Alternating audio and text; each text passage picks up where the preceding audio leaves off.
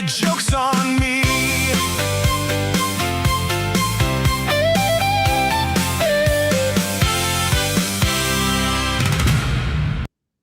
Happy Friday, ladies and gentlemen. This Friday, May 15th, 2026, transmission of the Owen Report.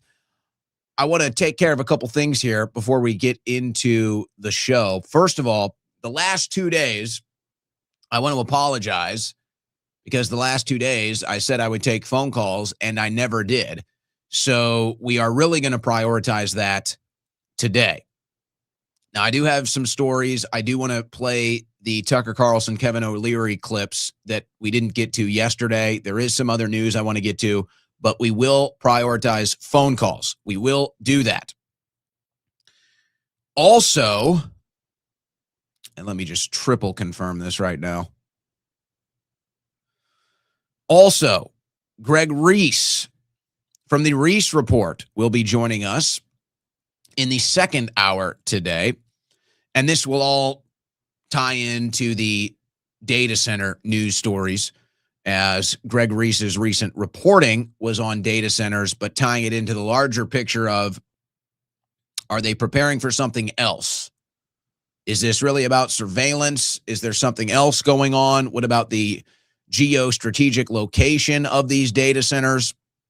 We're going to look into these angles with Greg Reese in the second hour.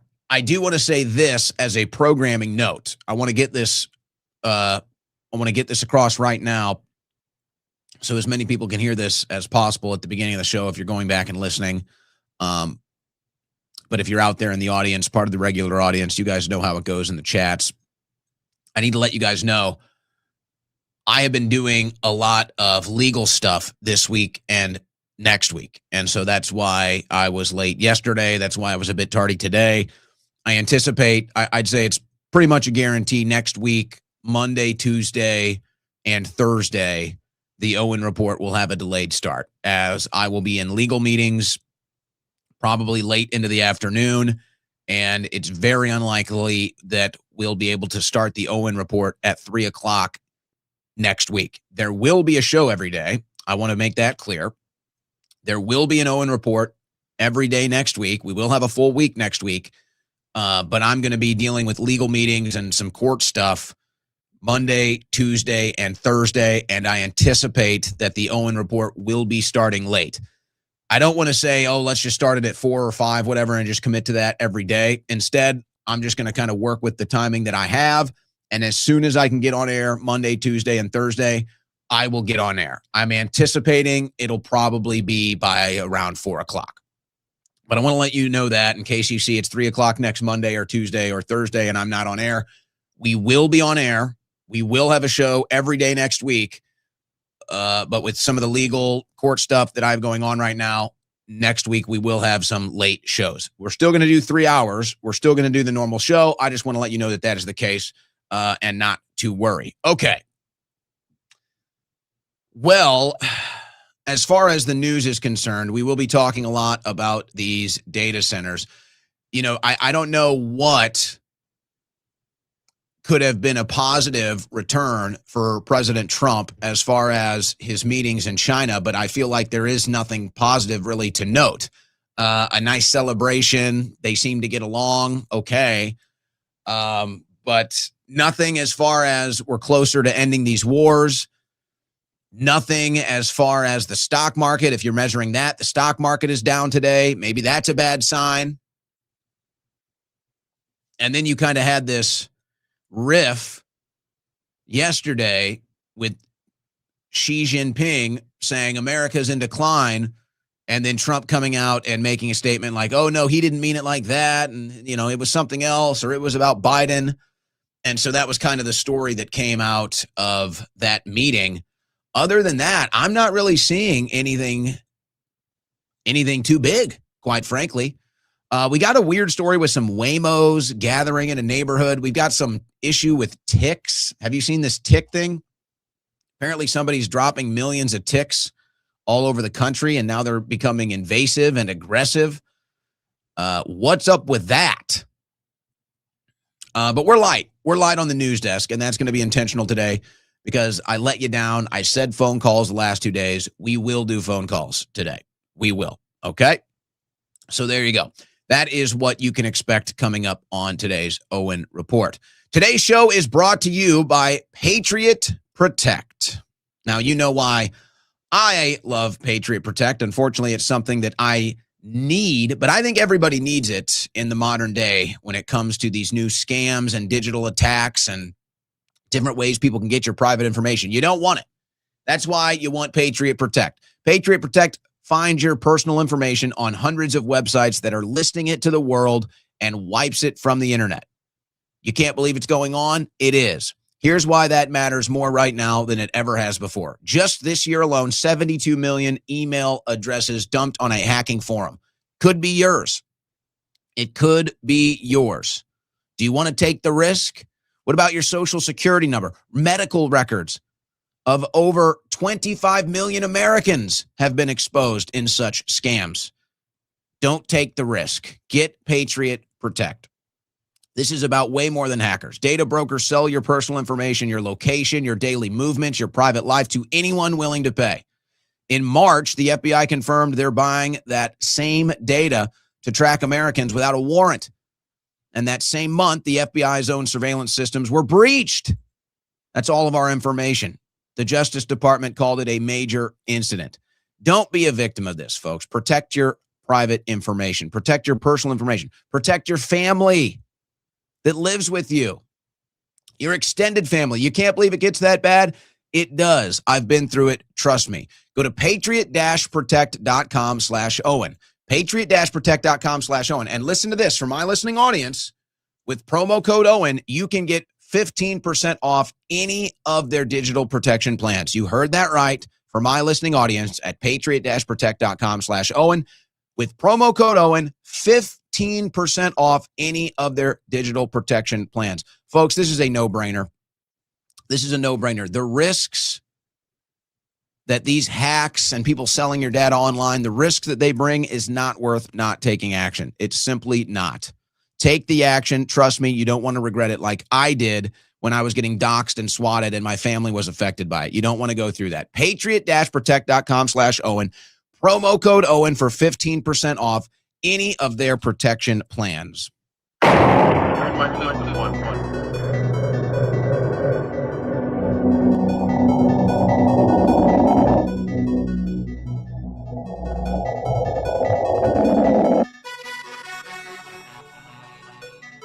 On the cutting edge of news and analysis, the Owen Report with Owen Schroyer.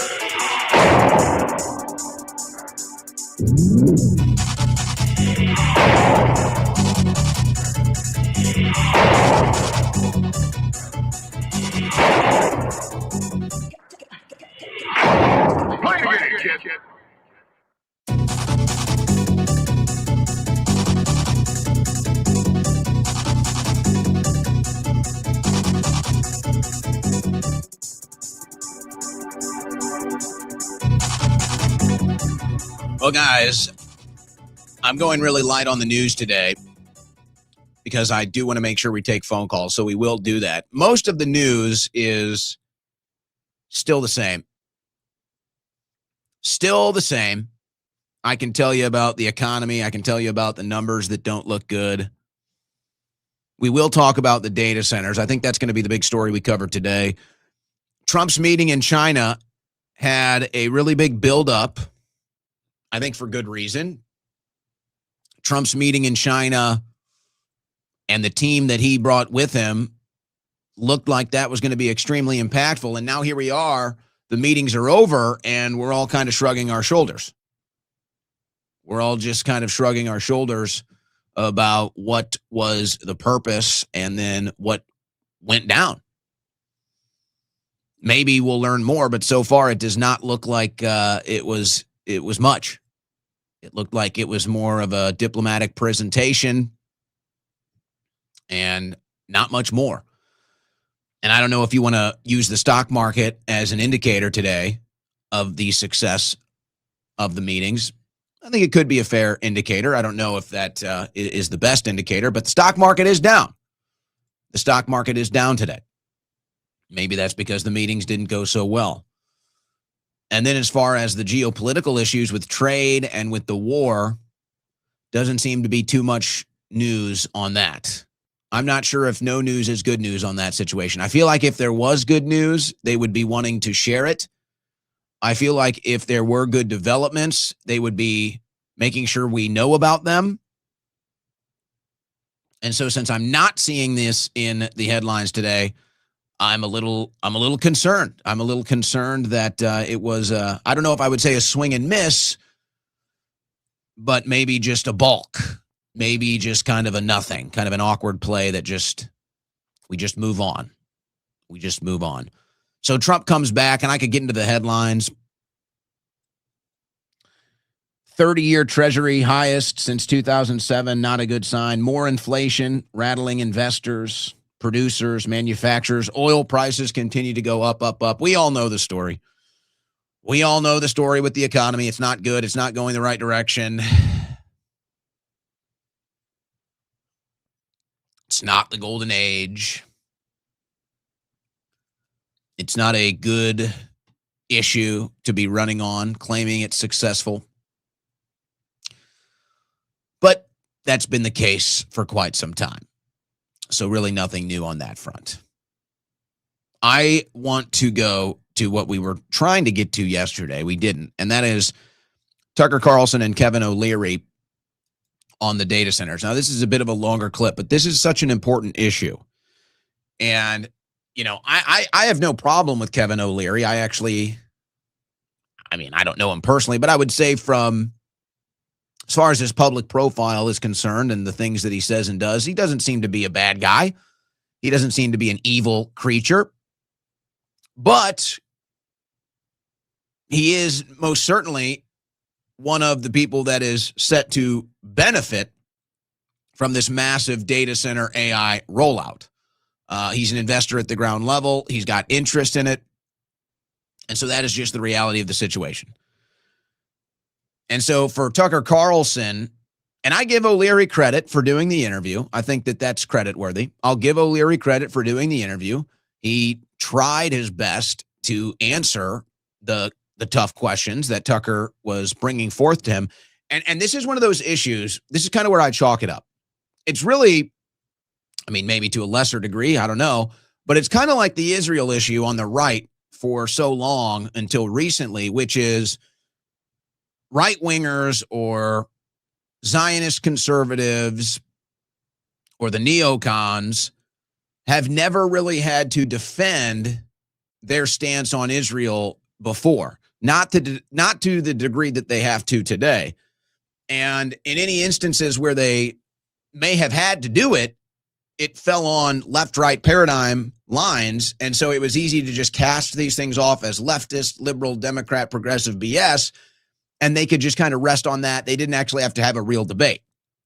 Well, now they're having to have a real debate on Israel, and we see how that's going. It's not going well for them. It's a similar issue with these data centers. Again, I give O'Leary credit because he's kind of going out there doing what we are not seeing enough of, and that's answering the tough questions on these data centers. But as you see, I think it's fair to say it didn't go so well. He looked kind of clunky. He looked kind of awkward. It looked like he'd never been in the spotlight to actually defend these things and answer these questions in front of the American public. And these are the questions, these are the concerns, a lot of them. Now, I'm just playing a clip of this. It was a longer form interview. Again, I give them both credit for doing it. But it shows me that, yeah, when they're behind the scenes and they're talking about this stuff, it's been my concern the whole time. There's no resistance. There's nobody in the room with any real voice of concern or resistance. And if there had been, he might have been more prepared to answer these questions. And maybe that's something they should have thought of. But it's still the same concern for me. We're just pedal to the metal with this agenda, and nobody's addressing or thinking about the concerns.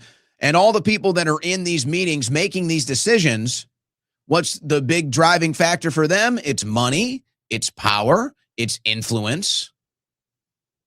So they're not interested in putting the brakes on this.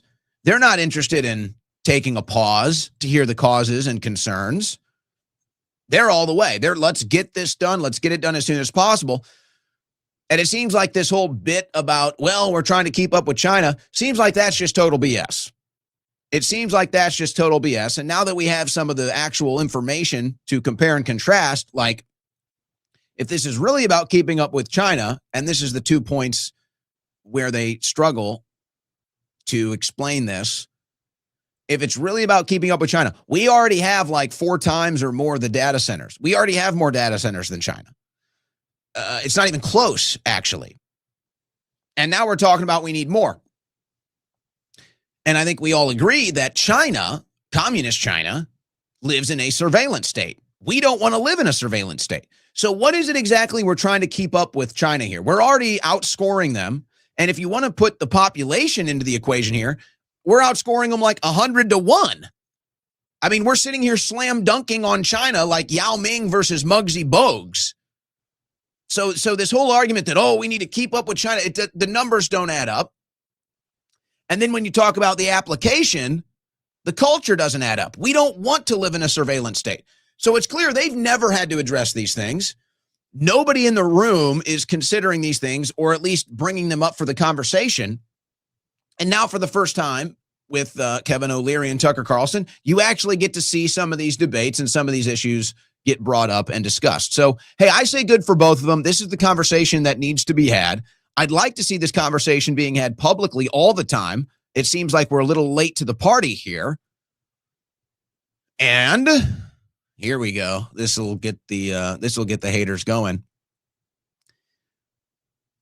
Elon Musk was right that we need to have a public symposium about AI and data centers. And it needs to be however long it needs to be. There needs to be independent media there with the access to ask questions.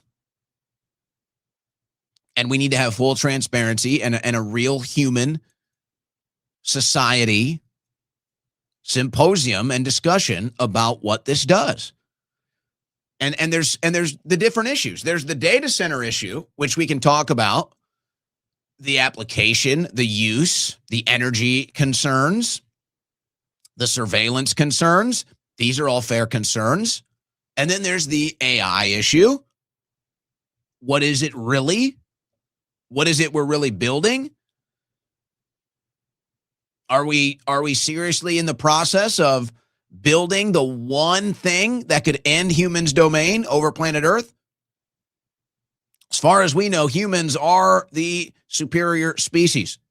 As far as we know, humans are the most intelligent creatures on Earth, and really, it's not even close. We're putting rockets into space. No other species is anywhere near that.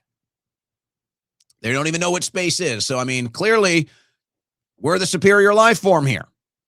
We have domain here. There is nothing right now that threatens that except AI. And we're building that. Where are these public discussions? Is it like the Manhattan Project? It's like, we're just going to do all of this, and then whenever we really see what this is for, it's going to be too late. It's going to be too late. So let's go to this now. This is just a clip from the larger interview with Tucker Carlson and Kevin O'Leary and data centers. I used AI last week with a tool to actually, after scanning all the images, to go look at them for 2 weeks. And now I'm able to just go to this computer and say, find a picture of my wife the day I met her in the gym. Boom. There it is. Now, it's amazing. No, you're kind of making my point, though, because the 2 examples you gave are examples of a machine replacing human labor and doing a better job than any person could do. Oh, Tucker, that's horrible. Which is great. Well, but hold on. That's my point. Well, I know it's your point. And I can see the marvel of it. But it raises the question, which won't go away, which is, okay, now that machines do what people do better than people did, what do people do? Okay. And what is the answer to that? Let me ask you, let me pose a question against that. Would you prefer, I'm giving you one of two options with the uncertainty of both, okay? But I want you to pick one. This will tell me a lot about how you think. Would you prefer in the next 5 years that China have more compute power than we do, even though the use and the outcome and jobs and everything else we're talking about is unknown? Or would you prefer the United States of America and their allies in North America had more compute power to develop AI? So this is where I think you see they obviously know there's going to be public concern about this. They obviously know at some point in time they're going to have to explain these things and address the concerns people have. And to me, what I'm hearing now from O'Leary, this is the script that they've already pre-written whenever it gets to this point. And let's just be quite frank about this. This is the exact type of propaganda that has worked forever. Forever. Whether it's the space race and the Russians, whether it's weapons of mass destruction and going into Iraq or Afghanistan or wherever, they always have the bad country boogeyman over here. So it's like, okay, we know we're about to do something that is really unpopular. We know we're about to do something that's going to raise a lot of care and concern and cause a lot of questions. So what do? You posture it versus the bad boogeyman, bad country. And, well, maybe we don't like this, but, hey, we have to do it because this bad country over here is involved in something. And, okay. So it's like that's where they're going here. That's clearly the script that has been written for them, is whenever we have to ask and answer these tough questions, whenever we have to address the lack of popularity for this agenda and AI and data centers and all the different concerns that come with it, we're going to just pose it against China. And we're just going to say, yeah, but China, you don't want China. So this is clearly, to me, if they've done any think tanking, if they've done any of these meetings to address these concerns, that's what they decided is whenever there's a negative direction that this is going, we'll just posture it against China and say, yeah, but China. Well, I've already addressed the issues of why the yeah, but China argument doesn't work. But I'd say it's pretty clear here, since this is where Kevin is ready to go. This is the script. They decided that this is the script. Just go with the yeah, but China angle anytime we have to answer these tough questions that we can't answer, or at least we can't give an answer that the American people will like. So it's yeah, but China. Hence, whichever makes the United States happier, freer, and more prosperous, I guess, is the answer. Well, you know what the answer to that is? What do you think it is? I'm not sure that we know. I know that reducing this question to a competition between the United States and China is a very quick way to derail people from the core questions, which revolve around whether or not it's a good idea. So that's always kind of a red flag for me. China has more economic power now than the United States, probably has more military power. I didn't want either of those things to happen. I'm a little bitter at the American business community, which allowed them to happen, but they happened. So here we are. There's not much I can do about it. My focus remains, however, on, is it good for the United States? Is it good for us? Does it make people happy? And I don't understand what people are going to do for a living if machines are going to be able to do most things that people currently do better than people do them. Like, what is the answer? And a lot of people are honest enough to say nothing. We're just the oligarchs are gonna send out checks to everybody, the bread and circuses, and everyone's just gonna kind of stay home and be obedient. But I don't know that is a good idea, and I don't know that it works. I think you're raising a great point. It's a wonderful debate, and it's certainly going on, but it's analogous to the narrative that must have been happening back when the Model T Ford rolled off the assembly line, and everybody that had a buggy looked at it and said, oh no, this is going to wipe me out and there'll be no work for me. That the American economy is very resilient as it develops new sectors. What happened after the Model T was rolled out? We had two big events in the, say, 40 years after that. We actually had one was the first. Let me just pause it right there and go back a second, because they kind of skip over this, and Tucker takes a different angle than what I would have liked to seen happen here. I don't think this is a fair comparison. And again, I'm hearing this, and I don't know if this is as pure propaganda as the yeah, but China response that we had previously. But I do think it is propaganda. It's like, oh, yeah, well, we've had all kinds of different developments and technology and mechanics and engineering that have, had concerns in the past and everything. And he brings up cars. And I just feel that this is, Kevin O'Leary is a smart guy, and that's why I feel that this is pure propaganda. To me, there's no comparison. What are we talking about here? He talks about buggies. Well, what was pulling the buggy? It was a horse. Were the horses striking when cars got invented? Were the horses upset that they no longer had to work? Were the horses upset they were no longer going to be pulling humans in buggies behind them? I mean, come on. This is ridiculous. This comparison is silly. It's ridiculous. But aside from the jokes about horses, it was clear at the time, and I think that this is the big difference. If there's a technological advancement or a new engineering marvel that is clearly going to be a good thing for civilization, we can identify that.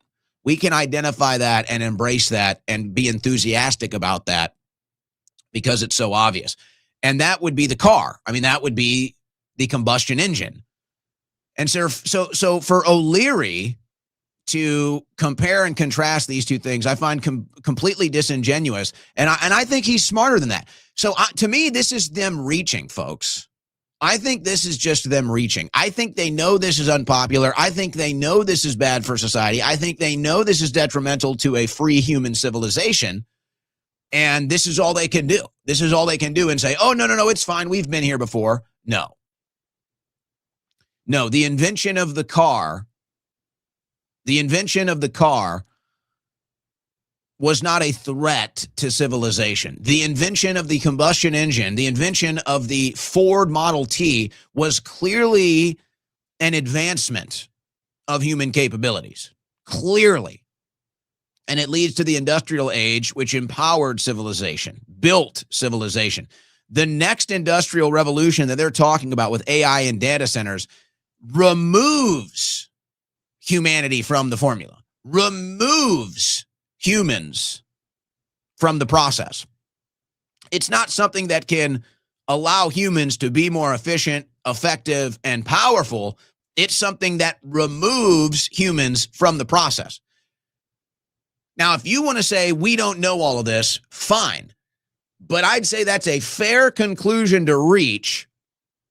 And if you're trying to compare this to the combustion engine or the Ford Model T, you're not being honest. You're being disingenuous. You know that. And this sounds like pure propaganda to me. That's what it sounds like. Oh, yeah, but China doesn't work. Hey, we survived the combustion engine. What are you talking about? Now, I'd love to see them. I'll give them some free PR. This is $1 billion worth of free PR right here. Honestly, this should be a tax write-off. I shouldn't pay a dime in taxes because I'm about to give $1 billion worth. This is like giving $1 billion to charity. I should be able to claim this and get a tax refund here because I'm about to give this is $1 billion of work that I'm about to do here. If you really want to sell this deal to the world, or maybe more specifically to the United States of America, American citizens, if you really want to sell this idea of AI and data centers as the fourth industrial revolution and something that is necessary for humanity today, and you want to sell this to the people of Earth and you want to convince them that this is something that they're ultimately going to embrace and enjoy and improve their way of life, then you have to actually convince them that that is the case. And here's how you do that. So here's your $1 billion worth of advice for Kevin O'Leary and the rest of the people pushing these data centers. And quite frankly, this is like, if you could pull this off, then I think people would be okay with it. Where do you begin? Take all the different visions, take all the different renderings, cinematic portrayals of the future. Flying cars, anti-gravity, free energy, major metropolitan areas, clean, safe, beautiful. and say, this is what we can do with the fourth industrial revolution. The fourth industrial revolution can build these cities, can keep these cities clean, keep these cities safe, and actually finally deliver that vision of the future with flying cars and free energy and anti-gravity and maglev technology and all of this. And we're going to be able to build these beautiful, sprawling metropolises that are affordable for everybody. And it's finally the future here. And this fourth industrial revolution, this is what's finally going to bring that about. We've gone through these phases. We're seeing this last one collapse. This is ultimately where this is going. Now, if you can make that case, and maybe you really believe that, then you might be able to sell this. Now, getting into the issue where you talk about universal basic income and these guys paying you just to live, just to exist, that's kind of a separate issue. Maybe you weave that in. But that is the only way. That is the only way you're going to get people to support this. That is the only way. And you're building these data centers. People don't like them. It's an eyesore. It has noise pollution. It is soaking up the energy grid. Soon it's going to be soaking up our resources. All of this stuff is unpopular. And you can't even give us a good reason why you're doing it, because, yeah, but China doesn't work. That ain't working for us. And, oh, well, we've been through technological advances like the car before, and we came out on the other side. Bad comparison. Not working. Not working here. Tell me how this is going to improve civilization. Tell me how this is going to improve life on Earth. Tell me that. And the fact that they can't, and that they're not even trying to, really, not legitimately anyway, that tells me they're not even thinking about that. And what they're thinking about is two things. Now, it all comes down to money and power. But I think if you want to be specific, here's the two things that they're thinking about, folks. One, government contracts, defense contracts, whatever. They're all racing to get the AI and get the data centers that are going to get the billion-dollar contracts from the U.S. government. Boom, they're set for life. And the other angle is everybody out here is trying to make the new Google. This might sound crazy, but probably in 10 years, Google will be irrelevant.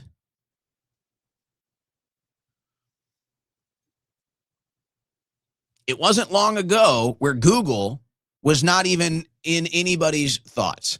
It wasn't long ago when Google was not even a website, where nobody thought about going to Google to research anything. Wasn't long ago. Now Google's worth what? $1 trillion plus? But even Google was just a remake of something else. Even Google was just an advancement in technology of something that already existed. So eventually, there will be an AI that emerges, and it will be superior to Google. It will be superior to any search engine optimization, and it will be able to track down information to a specific degree better than Google ever could, and it will even remove the process that you still might have to go through to find exactly what you're looking for. So somebody wants that. So all these different AI people, they're trying to be the next Google. They're trying to be the next trillion-dollar company. All these AIs and the data centers that are being built, they're all trying to get the next government contract, the next billion-dollar contract, the defense contracts. So that's what they're racing towards. They're not doing this to better humanity. They're not doing this to build civilization. They're not doing this to make life for humans more enjoyable, pleasant, easier, efficient, whatever on this planet. That's not what they're doing. They're doing this for money and power. And that's why with this interview, you can see that the concerns that people actually have being addressed by Tucker Carlson, they really have not properly figured out how to address these things. And their propaganda, as far as the answers, are not working. Let's go back to the clip. And everybody that had a buggy looked at it and said, oh no, this is going to wipe me out and there'll be no work for me. That the American economy is very resilient as it develops new sectors. What happened after the Model T was rolled out? We had two big events in the, say, 40 years after We that. actually had one was the First World War and one was the Second Right. World War. The Industrial Revolution, like all Right. technological change, caused dramatic political and social change, which resulted in the biggest bloodletting in human history. So I'm like, it's worth thinking this stuff through. Like, technological change forces It's social fair and enough, political but change. Yeah. unfortunately, capitalism and the freedom it provides is volatile. And it has lots of periods, including the Great Depression, where it taxes the people that support it. But it's still better than the alternative anywhere on earth, it seems, 200 years later. And so, when you start looking at the American economy and the vol it's had, it's been unbelievable. Let me say something. Let me say something a little off topic here, because I hate hearing this when we talk about our economy. He says, well, this is sort of this is the problem with our capitalist economy, which is fine. I would say we are a capitalist economy, but we're actually a free market is what we are. And so now when you start to address the issues like he's talking about with the issues that come along with capitalism, and it's not a perfect system, but it is the most fair and equal. The problem is when you're addressing this from an American economical standpoint, we don't live in a free market anymore. We have an extremely regulated market. We have a market where the people are paying 30% of their taxes. We have a market where you're paying taxes on stuff you already own. We have a market where this phone I'm holding in my hand right now, from the point that it gets produced to the point that it ends up at the consumer, is probably taxed 5, 8, 10 times. Every part in this phone is probably taxed. That is not a free market. So we actually live in a socialist market with capitalists on top of it. That's the big issue that we have economically. We don't have a free market. We have a big government socialist market with capitalists with, 99% of the capital. That's the problem here. That's kind of an aside. But whenever I hear these discussions about the economy and we don't address the reality that our government has made our economy socialist, it's time for us to be honest about that. But the system, with all its faults, and you're raising some good points, I agree with you. I'm just trying to think what's the alternative. And regarding AI and the ultimate issue around your job issue, and I think it's fair. I'm looking at it differently. I'm looking at it as insurance. I would prefer, even though the future is uncertain and the outcome, and the end is always near, to quote Jim Morrison. I love that line in his song, Roadhouse Blues. The future is uncertain and the end is always near. Words I live by. But it's sort of, if you had to give me the two alternatives, let China do this first or us, I'll take us. And I'm part of that now, and in the controversy of it. So see, he goes right back to but China, right back to the script. So it's like he admits, it's like, these are fair concerns and these are good questions. And we have been through depressions before. Maybe this will be another one. But China. We started our conversation. I've never seen a controversy like this. I've never seen attacks like this. I know you have, but I haven't experienced it. And I'm hiring. Well, I mean, if you take money from taxpayers, you should expect them to weigh in too and take their complaints seriously and not just dismiss them as agents of China. And you're right, but this has been going on. Incentives, state by state, in every sector happen, even real estate. Not incentives. It's a forced transfer of wealth from taxpayers to people who are richer than taxpayers. So, like, no, they're not. Of course, they have.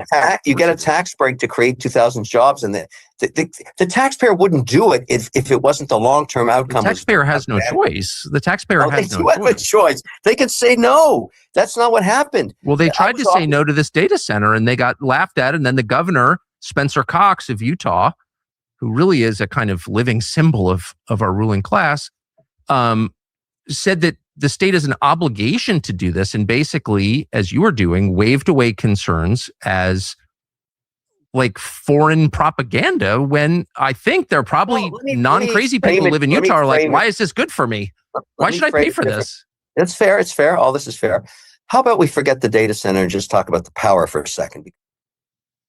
All right. So that's the end of that clip.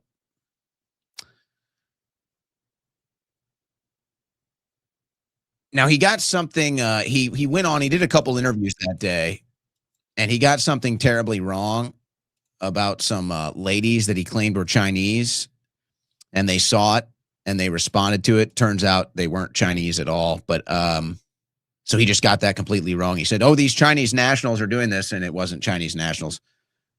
I guess, here, let me see. We can pull this up. This is fascinating. We found 2 cells inside of Utah. Elevate strategy. Gabby Finlayson. Gabby, what are you doing? And who's paying you? So what I'm doing right now is, after getting this data, I'm calling out Gabby, operating in Utah. So, hi, Kevin. We are Elevate Strategies. This is Utah. You might not know it because you're from Canada. This is where we live. Before we get into anything too serious, this is the very scary, very intimidating man that is threatening us. We are not taking the criticism of anyone who is wearing flip-flops and a suit on national television. You know, it's not every day you get called out by first and last name on Fox News by a Canadian billionaire trying to ruin my state, but here we are. Kevin, are you okay? But after sitting with this for a moment, we decided to take it as a compliment because, first of all, how are these men scared of us? Have you met us? Well, because they view you as an obstacle to getting their data centers and getting their government contracts and their billions and trillions of dollars is what that is.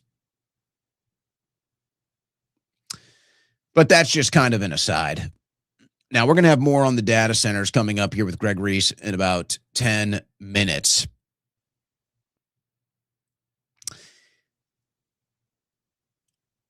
I wonder how this one is going to go, because nothing is going to stop them from building these data centers. There's already a lack of interest in having these things built.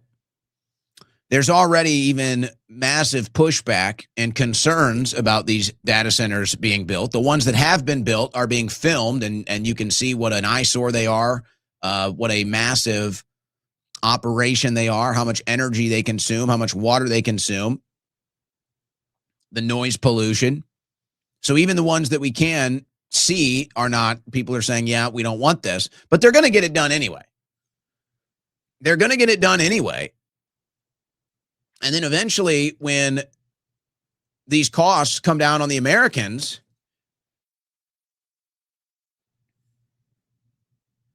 maybe that's when the levels of complaining and fuss will start to be heard. Because right now, nothing is really stopping them. They've had some local issues. They've had some local obstacles. They just go build somewhere else. They just go find a new location.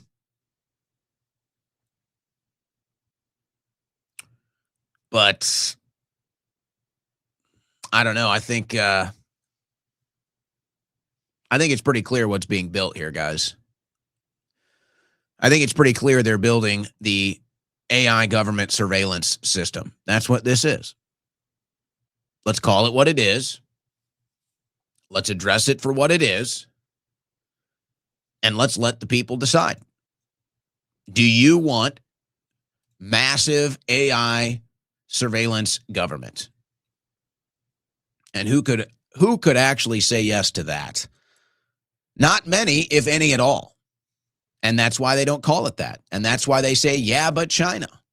That's why they say we have to do this. Because if they were honest about what they were doing and why they were doing it, the American people would have a resounding no thank you. You're listening to the Owen Report on the Win Network.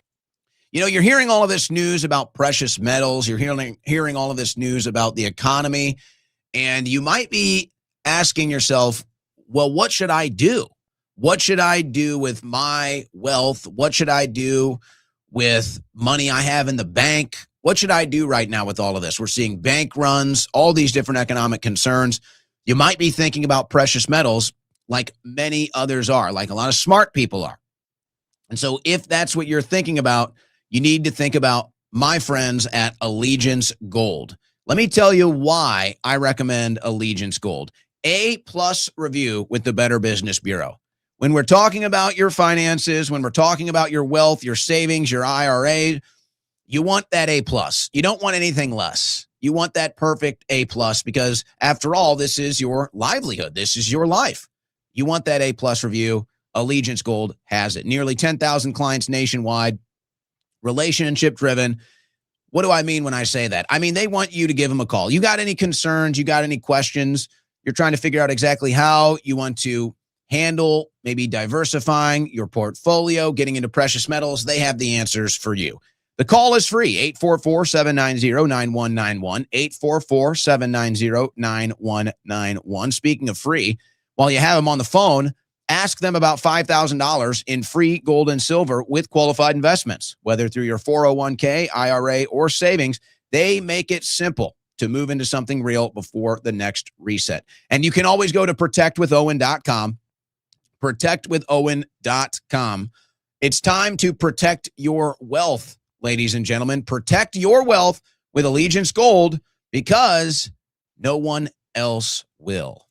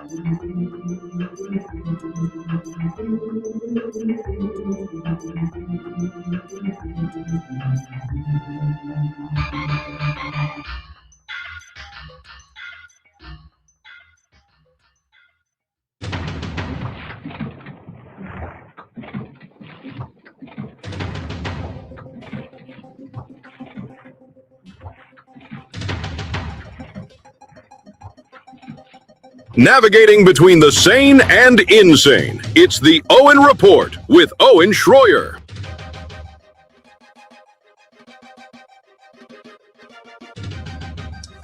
I do want to get back to the economic angle of these data centers and this disconnect that I've been talking about lately between, the elites, the donor class, and the American people, where they really think they can tell you the economy is great, and they don't understand how ridiculous that sounds because they're so far removed from the average American. I don't know if we'll get into that with our next guest coming up, Greg Reese, but we are going to get into the data centers. I bring on Greg Reese now from the Reese Report. Greg, great to see you. Thank you for coming on. Oh, good to see you too, Owen. How you doing? Well, we're doing great here. Two independent men, you and I, two free men working on our own accord now, looking good, looking healthy. All right. I saw your recent Reese Report about the data centers, and I know that this is something that you've been covering probably as much as anybody that has a platform like you do. And I'm talking about geostrategic locations for potential cataclysms. And I don't know how deep we want to get into some of the, let's say, Graham Hancock research and some of the other research when it comes to the actual age of the earth and the rise and fall of human civilization. Maybe we can get into that a bit. But I really want to just hone in on your report, especially right now, since data centers are kind of a big topic of discussion. And maybe this is a good way to combine two big topics into one, because I wasn't even thinking about it like you were. And I don't know if that's just kind of how Greg Reese's brain works versus how Owen Schroyer's brain works, where, I'm looking at news, politics, you're kind of looking bigger picture, history, secret history. But you noticed the geolocation of these data centers seems to have a pattern, Greg. What did you find out? Yeah, that is how my brain works. Actually, I've been questioning the official narrative since I was 5 years old, and pissing everyone off around me for doing it. And as I got older, I started going deeper into rabbit holes.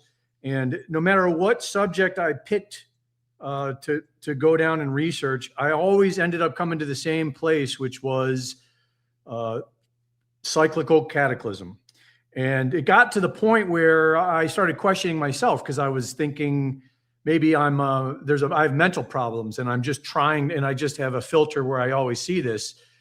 And so I started looking into that, and I realized, no, it's just everywhere. It got to the point where I felt as if anything, it was simply the divine was tapping me on the shoulder and being like, yeah, you should prepare for something, because everyone else is.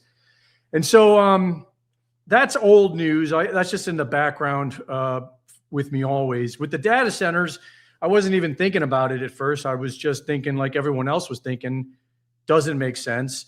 At first, I figured, okay, we're in an arms race with China. That kind of made sense. But then once I compared what China's doing to what we're doing, I realized that doesn't make sense at all, because I think China's number 4 or 3. Germany and the UK and the United States are all ahead of China. We've got like thousands, and China's only got a few hundred. And so then I just started going deep into it. And then I found that the data centers, even they seem to be clearly about the crypto AI agentic system to prop the dollar up, to sustain the debt. That seems to be obvious. I don't think anyone disagrees with that. The entire crypto community is aware of this. They all know that. And but then you start looking into that, and the experts are saying, yeah, it'll probably work, but it'll only work for about 10 years. And then once I heard that 10-year number, I'm automatically going to cataclysm, because that's what 2030 is to me. 2030 is, in the United States, we're told global warming, and I think there's a very good reason for that. It's psychological, and it's very effective. And in Russia, though, who seems to be expecting a different outcome from this whole thing, they're openly telling their people that a major geological event is going to happen that's going to give them 77% more land, usable land. Like 77% of their land right now is unusable. They're openly telling their people, we're going to need this. We're going to be able to use it. We're going to need to move into it, and we need more people. And so even their Orthodox church over there has all these grand prophecies of Russia being like a future haven for the whole world. They're inviting people in from all over the world. Like, right when I was there for 6 months, it was already like the capital of the world for homesteaders all over the world. Homesteaders are people that want to live off the land. And from all over the world, they're moving to Siberia. And the reason is because the government is making it very easy for them to do that, especially if you're young and you have children, or if you're young and married and you plan to have children. So it's the deeper I started looking into that angle, it just seemed, that's the only thing that makes sense to me. And the way I look at things is the most obvious explanation is probably the one that it is. And we're living in a time where that most obvious explanation is often pretty wild, even though it's the most obvious one. Well, it's funny that you say that word obvious. And I don't know if you care to address it. If you don't want to, you don't have to. But your camera is frozen. The good news for you is that the camera froze while you were in a perfect smile. I mean, you couldn't, if some professional photographer said, "Hey, smile," you couldn't have done a better job. Thank you. If that's what you were attempting to do. So I don't know. You got some good, my computer's frozen. I'm going to try to unlock it. Everything else is good. We're hearing you loud and clear. So like I said, if you don't want to bother with the camera, we can. All right. The good news is I didn't even notice because I was being good and not looking at the monitor, that is good news. You were doing your job there. It's funny you say that word obvious because I'm taking notes as I'm listening to you. And I wrote that about how you were saying, you start to feel crazy with some of this stuff, right? It's like you start to feel crazy, but it's like that's kind of part of the psyop, is that you take the things that are so obvious, but then nobody talks about it. And so then you sound crazy for talking about it. It seems like that's always kind of the opening salvo when we talk a lot about this stuff. But getting back to Russia, it sounds like my interpretation of what you're saying is they anticipate Siberia, which is essentially a desert winterland. They anticipate that that's going to be livable territory in the near future. Oh, yes, absolutely. And it's not like a conspiracy theory. It's the same as global warming is in the United States. We're being told global warming, which would make sense if you look in, like my next report is going to be on maps. There are several maps throughout history. Several of them were drawn up by psychics, but several others have been drawn up by scientific folks. And they all show the exact same geography. And the United States is the main focus point because the United States is looking to take a major loss out of all this, whereas Russia is looking to take a major gain. And so when you look at the two stories, it's interesting. In Russia, they're being told to prepare for new land. They're incentivized. They're giving away land for free. They're giving millions of rubles away to doctors and nurses who are willing to move into the Arctic. They've already spent billions of dollars, and they're spending more developing the Arctic sea lanes, which are not that easily transmissible right now, but they're saying they're going to be. And like I said, this is not a fringe thing. I was, when I was there, I was at the bar. I talked to a 20-year-old bartender, and he knew all about it. They talk about it on the news. They're telling people to prepare for it. The churches talk about it. And so they're being prepared to thrive. And their problem that they're being told is they don't have enough population to fill this land that they're about to get. So that's what they're doing, is they're incentivizing to get more people. They're incentivizing growth.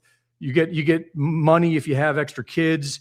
In America, where it looks like we're looking to lose, not just lose land, but these maps, these predictions are showing that both the east and the west coastlines are gone, and that the country is split in half all the way from the Great Lakes to the Gulf of Mexico, and that Denver becomes a new seaport. So it's quite dramatic. Let me just actually pause you right there, and I actually, we can have this conversation. Let me get back though to the data centers and the geostrategic location that you noticed that they want to put these data centers at in the United States. And then we'll go back to what you're talking about a little more in depth. Yeah. Well, that's what I was looking for, because for my, like I said, I've been researching this geological event for over 20 years. And that's what it's said for over 20 years, is that America is going to lose its coastlines. And that, this explains the Denver airport. This explains Hollywood moving all of its stuff inland. Everyone's moving inland. Austin, Texas is becoming the new Hollywood and all that. And so I started looking at the data centers, and my first question was, where are they building them? Are they by chance on high elevation inland away from the coasts? And that is, in fact, where 80% of them are being built. That is also where all the billionaires are buying property. That's where everything's being built up. This is also where China is building their data centers. They're building their data centers inland away from the coasts. And they're getting criticism for it because their population lives on the coasts too. So yeah, that's where the data centers are being built. And it's even in the documents for building them. It says that they must be built, a certain distance from any body of water and a certain distance from water level, which is interesting also because they need that water to cool them, right? So you'd think they'd park them close to water, but no, they have to be up away from water. Well, I'm sure you've seen the different measurements they're taking to either try to get direct access to a body of water to these data centers. Now they're basically doing this prospecting process where they're flying above it and they're trying to see, are there any underground water reservoirs or water quarries that we can just tap right into and put a data center on top of it. So they are definitely looking into these things. And I think that one thing has to be addressed.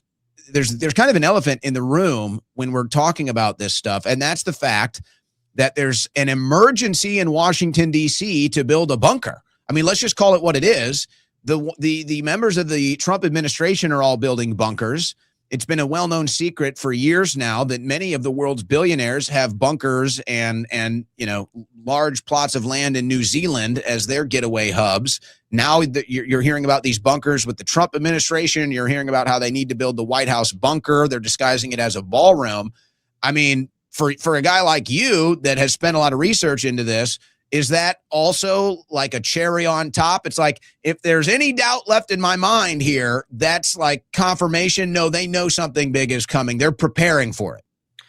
Yeah. And, I like to try to put myself in their position and try to figure out what I would do if I were them and what I would imagine we're going to see next. Because if I were them, I think Trump is just looking out for Trump because Trump knows that he's a pawn. He knows that he's a low-level pawn of real powerful people. But if I was the real powerful people, what I would want to have more freedom of travel on the surface of the country in the last few years before this event happened. And I would want more freedom of travel without civilians. I would want the civilians to be sort of locked up in their own little areas. And so I would expect to see more airline travel shut down. I wouldn't be surprised if fuel prices get so high that travel just becomes unrealistic unless you're a very rich and powerful person. I wouldn't be surprised to see martial law happening where they have checkpoints. And I wouldn't be surprised to see most of these checkpoints automated and run with machines. I would also imagine that's what these robots are for, is so that the main goal of these people would be, if you put yourself in their position, the amount of power and wealth that they've amassed over millennia, is to not just survive this thing, but when it's over, to be able to come back out with all their toys and set their thing back up and have all their power. And so if we're their chattel, then they're going to want to look after us with robots, I would imagine. The whole thing sounds crazy, really, but when you've spent decades sort of looking at this and you look at the history and you look at how this seems to happen every couple thousand years, then it's not that crazy. And it actually explains everything, really. I've been playing a game for many years where when the most weird, unexplainable thing comes up, you just put it in this purview and you're like, oh, voila, there it is. It makes sense now. You and I do have this in common. I call it quantum brain theory. It's like chess is happening in your brain. And it's like the problem I have with chess is it moves too slow.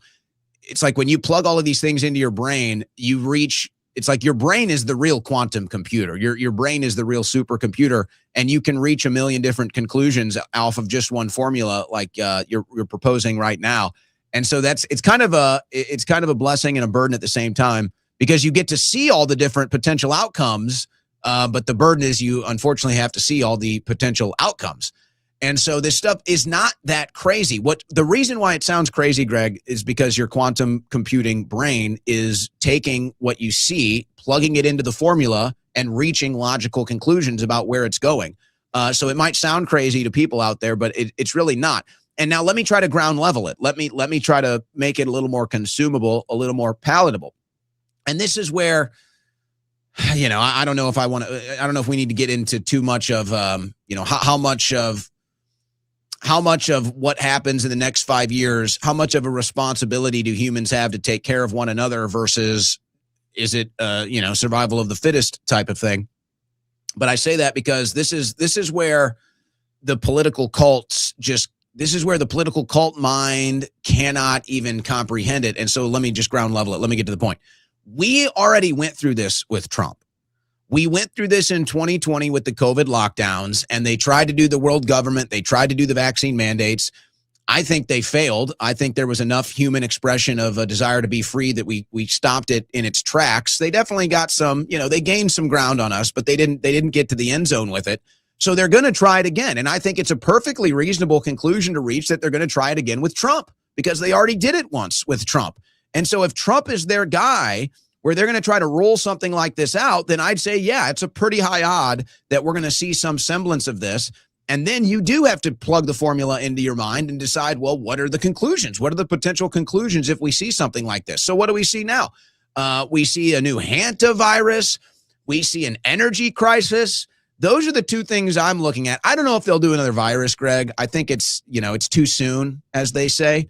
But an energy crisis, like you described, that could be the one. They definitely don't want you flying on an airplane. They definitely don't want you driving on the road. So I guess the only question would be whether you think this is happening organically or happening by design. I can take a guess what you think. But how do you think they're going to pull this off? Do you think they are going to do another pandemic? Do you think they're going to do an energy crisis? Is it going to be the alien invasion? How do you think they reach the first phase of going public and rolling this out?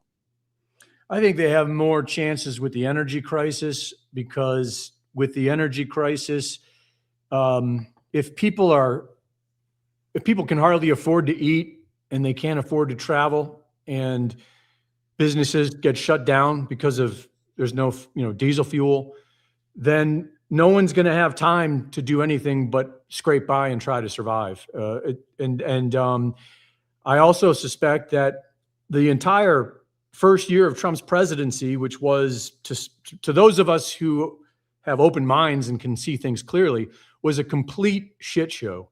And I don't think that was by accident at all. I think that was psychological, because when you look at the psychological effects, it's exactly what they would want. They would want a completely demoralized, defeated, scatterbrained, confused, and especially divided population. And that's exactly what they have. There are some of us that are seeing through it, but even those of us who are seeing through it seem to forget that we're dumb. That's the biggest blind spot that people have. We're dealing with an extremely intelligent force. We're not dealing with Trumps and Pelosi's. Those are morons. We're dealing with people that know us better than we know ourselves. And so to think that we've got it all figured out, which is what a lot of these people, even the people that claim to be awake, seem to think they got it all figured out. When I hear that, that's what I'm like, uh-oh, well, I guess we're doomed, because that's not the right attitude. But yeah, I would think, it seems like the energy crisis would take care of all of it, because if you got to get in food lines to eat your food, and if internet's cut off and you're no longer able to try to unite and organize and communicate with people, then it's all going to be down to the location, the locales. Everyone's going to be in their local community, and whatever that is. Highway travel will easily be cut down, easily, with checkpoints.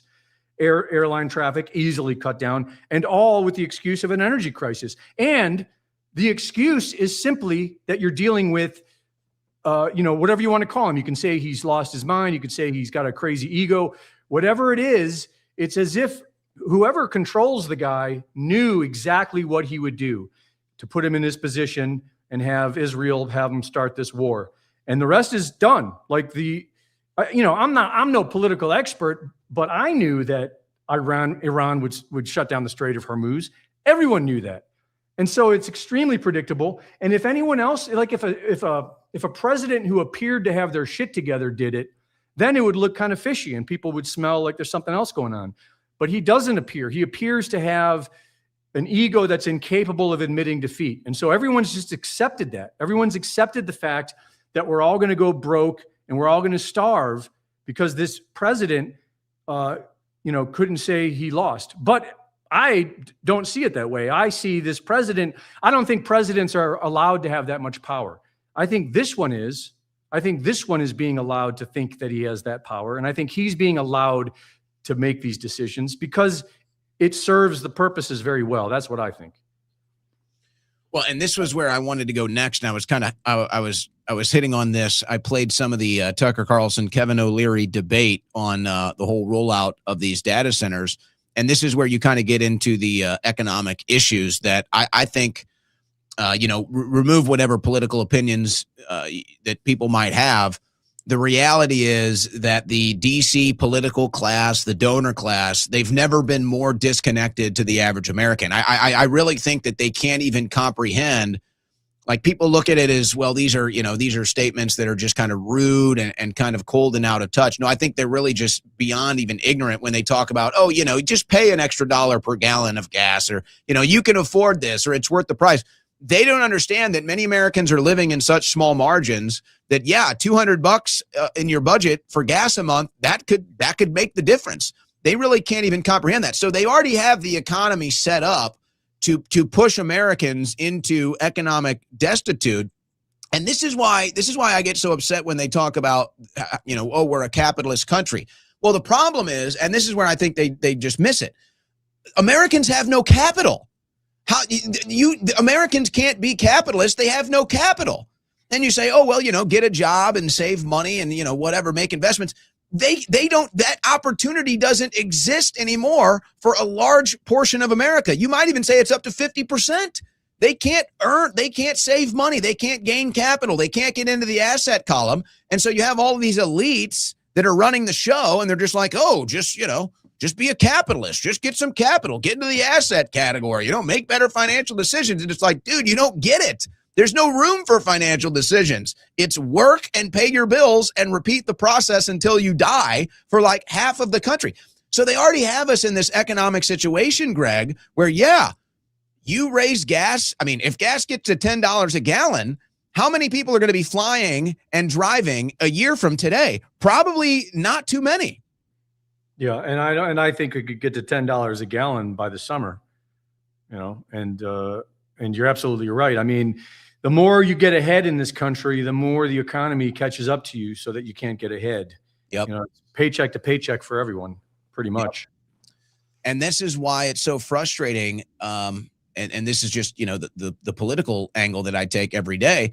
It's like, stop telling people that the economy is good. Stop it.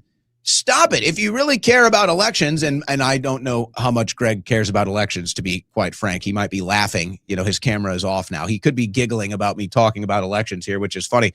But I hear it all the time. It's like, the midterms. It's like, okay, if you want to win the midterms, stop lying to people about the economy, because now your opposition is going to tell the truth about the economy, and then they're going to go out and win if that's really your scare for November.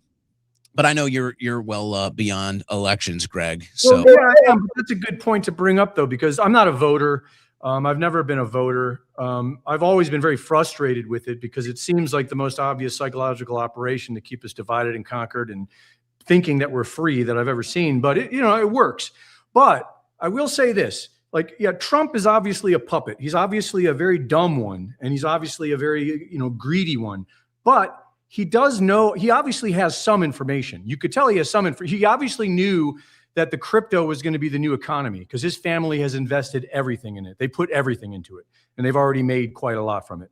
So he knows some things, obviously. And he has very obvious tells. He doesn't have a very good poker face either. And so even though, I don't believe elections mean anything, he has made it clear from the very beginning of his 47th presidency that there's not going to be any more. He jokes about it. There's not going to be any more. And that is a tell. That tells me that he knows something, and he's bragging about it. He's not worried about it. And I'm not surprised. I wouldn't be surprised if by the time, I don't even know, they come around November, I guess. I didn't even know they had elections every 2 years until I started working on InfoWars, because like I said, I ignore it. But when they come around this next time, I would imagine it'll be if they have any voting, it'll be from at home. It'll be all mail in, because it's going to be locked down. That would be my guess. I do get the feeling the odds are pretty high. I wouldn't make it a guarantee. I'd say the odds are pretty high that we're going to get some level of a COVID lockdown shutdown that we saw in the first Trump administration. I do think the odds on that are pretty high. Which card they want to play to do it is the only question. It looks like both of us agree that energy crisis seems to be the leader in the clubhouse, but they love to throw us knuckleballs and curveballs, so we really don't know. Well, let's do this, Greg, and it's always nice catching up with you. Follow Greg on X at Greg Reese. He also has a Substack. And of course, you can find all of his great videos, the Reese Report. Really, really interesting stuff. Greg is always putting out great research there. Let's do this. Let's do this to close it out, Greg, because I think that for most of the audience, they probably haven't really looked into this stuff, and that's fine. It's, you know, either you like it or you don't. Maybe you think it's crazy. I'm convinced. I think there is plenty of overwhelming evidence that shows that human civilization, if I could guess a time period, I think it seems to be about 3,000 years. The issue with guessing a time range is that they're constantly changing the calendars, right? They're constantly manipulating the calendars and how many months there are and days there are. So it's hard to really get a real number. And maybe that's done by design, just in case, you know, the peasant class like us starts to get privy to this. We don't have the real numbers and the real formula to figure out when it is. But it does appear that human civilization about every 3,000 years rises and falls. And I'd say we have a pretty good documented historical timeline of at least 3 of these phenomenons happening. And maybe that's about as far as you can go. Once you get 12,000 years with the Earth reset, you know, it's so buried you can't even find it. But I'd say there's evidence of at least 3 of these. So when we're talking about this next phase of, you know, a reset of the world, human civilization, how much of it do you think is organic and maybe what's happened before versus how much of it now do we actually have the technology to control this stuff and maybe not like have full control over it, but enough to control and manipulate it so that when the time comes, they can be ready to do what they need to do? I think that the weather manipulation, the main objective of the powers that be developing weather manipulation was twofold. I believe they're very economical about everything they do. I don't think they do anything for one reason. The main reason I think they were developing weather weapons was to try to mitigate the event. I think the event is out of their hands. I think the event has more to do with the natural order of this place. You can call it God if you want. And I think that the technology they're developing, the main objective was to try to mitigate it, to try to lessen the blow and survive it with all their toys. I think second to that was, you know, whatever money they could milk out of it and controlling the population and stuff. And I think it also benefits them because there are people that dismiss the idea of a cataclysmic event because they say, no, that's all a lie. It's the powers that be, they're doing it. They're making you think that they can do it, which I don't buy that at all. It appears to happen. It appears, from my research, has something to do with what the Westerners call the Great Year, which is a 26,000 year cycle, and what the ancients call the yugas, and they basically line up pretty close. And there are cycles that happen, and the main big cycle, which is called the Great Year, is roughly 26,000 years. Each age, for example, we are now moving into from the age of Pisces into the age of Aquarius. Each age is roughly 2,000 plus years. The ages are marked in all ancient texts, including the Bible. The Bible is clearly marking, you know, Jordan Maxwell's work will point out how it marks the ages of the Bible seems to cover about 3 of these ages, about 6,000 years. It doesn't seem to be catastrophic for everyone when it happens. It seems to be catastrophic in certain areas more than others. And in this case, some areas seem to thaw out, like Russia, and they benefit. They get free extra land and win the lottery. And what's most interesting is that it seems to be understood to the point where it's known, you know, and like Russia's a perfect example because Russia is what they claim. Like, you know, they claim it's the magnetic pole shift. They claim it's, you know, and science has shown that the magnetic north has been shooting towards Siberia and all that stuff. But that still doesn't explain how they would get more land. It doesn't explain how it would cause things to thaw. And so I think their story that they're using is not all the truth that there is. It's just what they're telling people, but their actions are telling you all that you need to know. I mean, they're investing billions preparing for it. Whereas our actions show that we're desperate. We're looking to get Canada. We're looking to get Greenland. We need more land. We're doing all these desperate things. The data centers are extremely desperate. They're sucking up water when there's no water. And, it's like they have no concern of what that would cause society to do in reaction, so it's extremely desperate.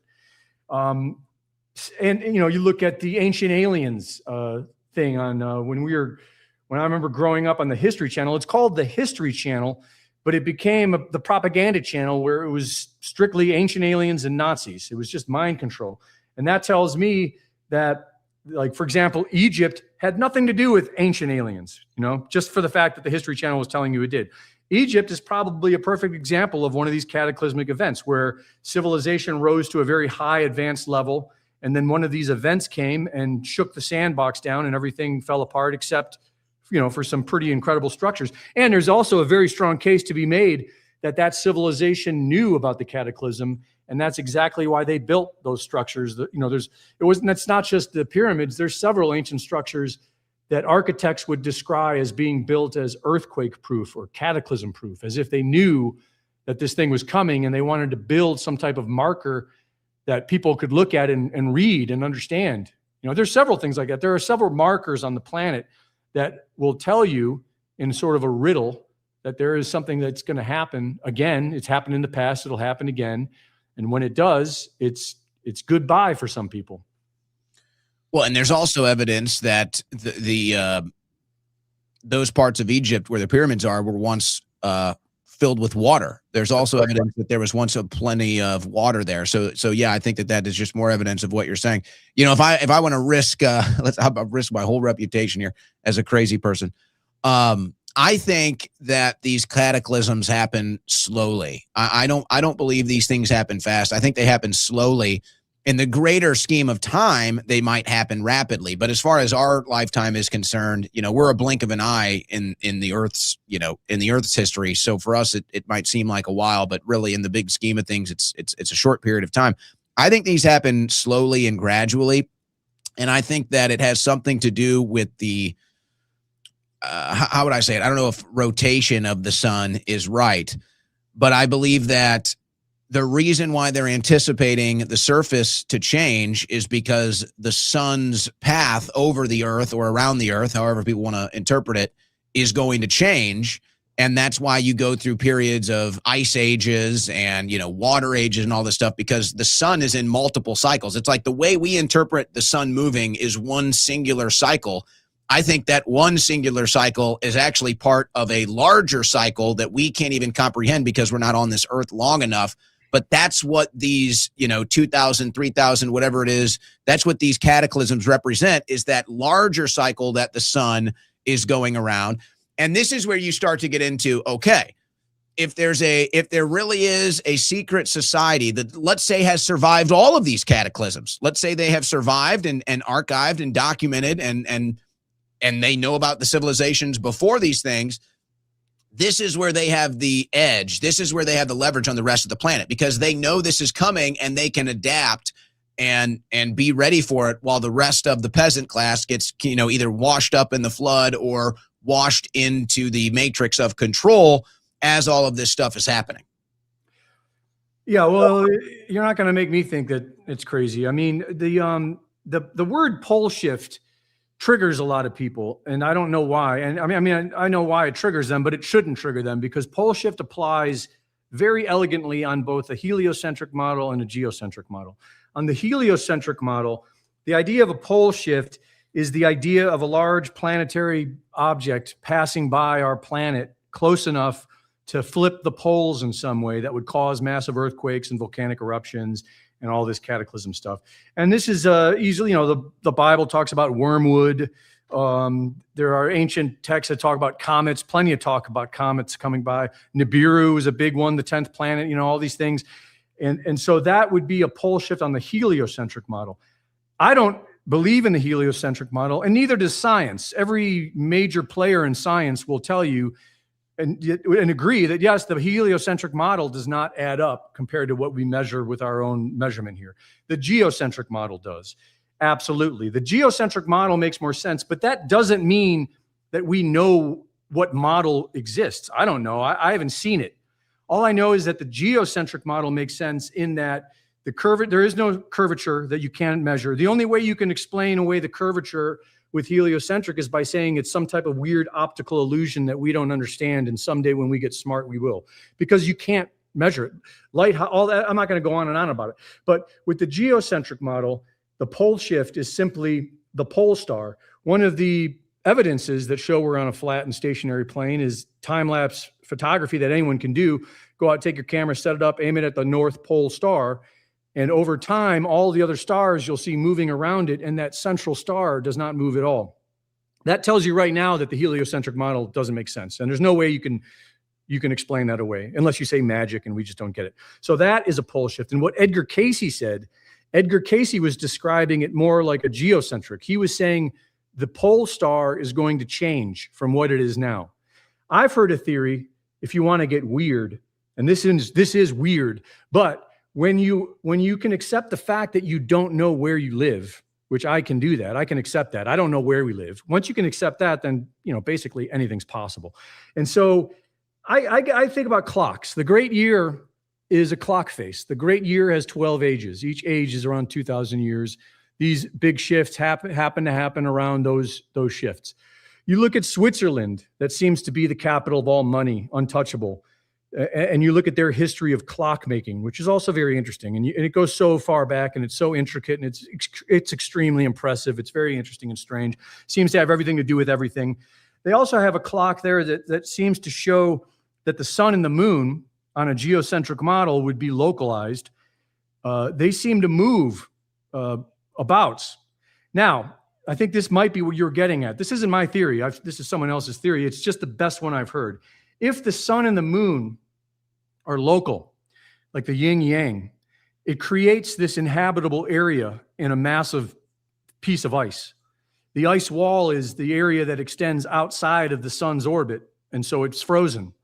If that sun-moon orbit were to shift just by degrees, the Bible actually talks about this. The Bible talks about, I think it's in Isaiah or something, it talks about the sun moving by a specific degree. I think it was 15 degrees. I can't remember how many degrees, 15 degrees, I think. If it were to do that, what would happen would be half of that circle would thaw, cause massive flooding, and half of that circle would freeze. And that seems to be exactly what the world is preparing for. This is a video that I would love to do. It's just I don't know how to do it without doing a 2-hour video, because you just have to cover so much for people to kind of get where you're going. And it seemed to be a bridge too far for most people, which surprises me because, it's like I said earlier, the biggest takeaway out of all this is to realize that you're a dummy. That's really the biggest takeaway, in my opinion. And people just have a hard time coming there. People just want to be like, no, I'm not dumb. I'm fucking smarter than anyone. Well, that's the ego. I mean, that's the ego, Greg. And really that's why I do what I do. And I think too that we don't even, it's like we kind of have the idea that in some way, shape, or form, humanity is connected, whether that's through God or through whatever is powering this consciousness on this planet. So it's like we kind of recognize there's something that holds us all together, even though we're all individuals on this planet. So it's like, okay. And I think in that respect, it's also the same thing with consciousness. And so when you have, it's like, it shouldn't be so hard for me to convince somebody that they're getting lied to by the mainstream media, right? It shouldn't be so hard for me to convince somebody how corrupt the entire political process is. And yet it is. It is, Greg. And so how are they supposed to even be able to interpret some of the stuff that we're talking about? I know today on the show, people are listening to this. They're like, okay, where did I find myself on the Owen Report today? Yeah, we're going out there. But to get back to what you're saying, that is what I'm saying. I think the interpretation of the clock, if you want to use the clock analogy, I think the interpretation of the clock that we have right now is that the sun and the moon are moving in a perfect circle around the middle point like this. And I think the more accurate model is that the sun and the moon are moving around that point, except the circular cycle is hitting the center point every rotation. And then there's a larger rotation around that center point. You probably understand what I'm saying. That might be tough to interpret. Well, the way I would describe, I think the best way to describe it is picture the hour hand of a clock. Yeah. And the hour hand of the clock is the center of the sun and the moon. And keep in mind, I'm a dummy and I don't know what's going on. But for the sake of this theory, every 2,000 years or so, that hour hand moves along with the sun and the moon, and then thereby changes the livable surface that we live on. The good news in all this, you brought it up just now, bringing up the divine, is that there is a greater purpose here, I believe. And I've always believed that. And that's really, I could care less about politics. Politics to me is, do you want to divide and conquer for them? Do you want to divide yourself and be a schmutz? Then go ahead and do it. That's what politics is to me. We're here because we are all brothers and sisters.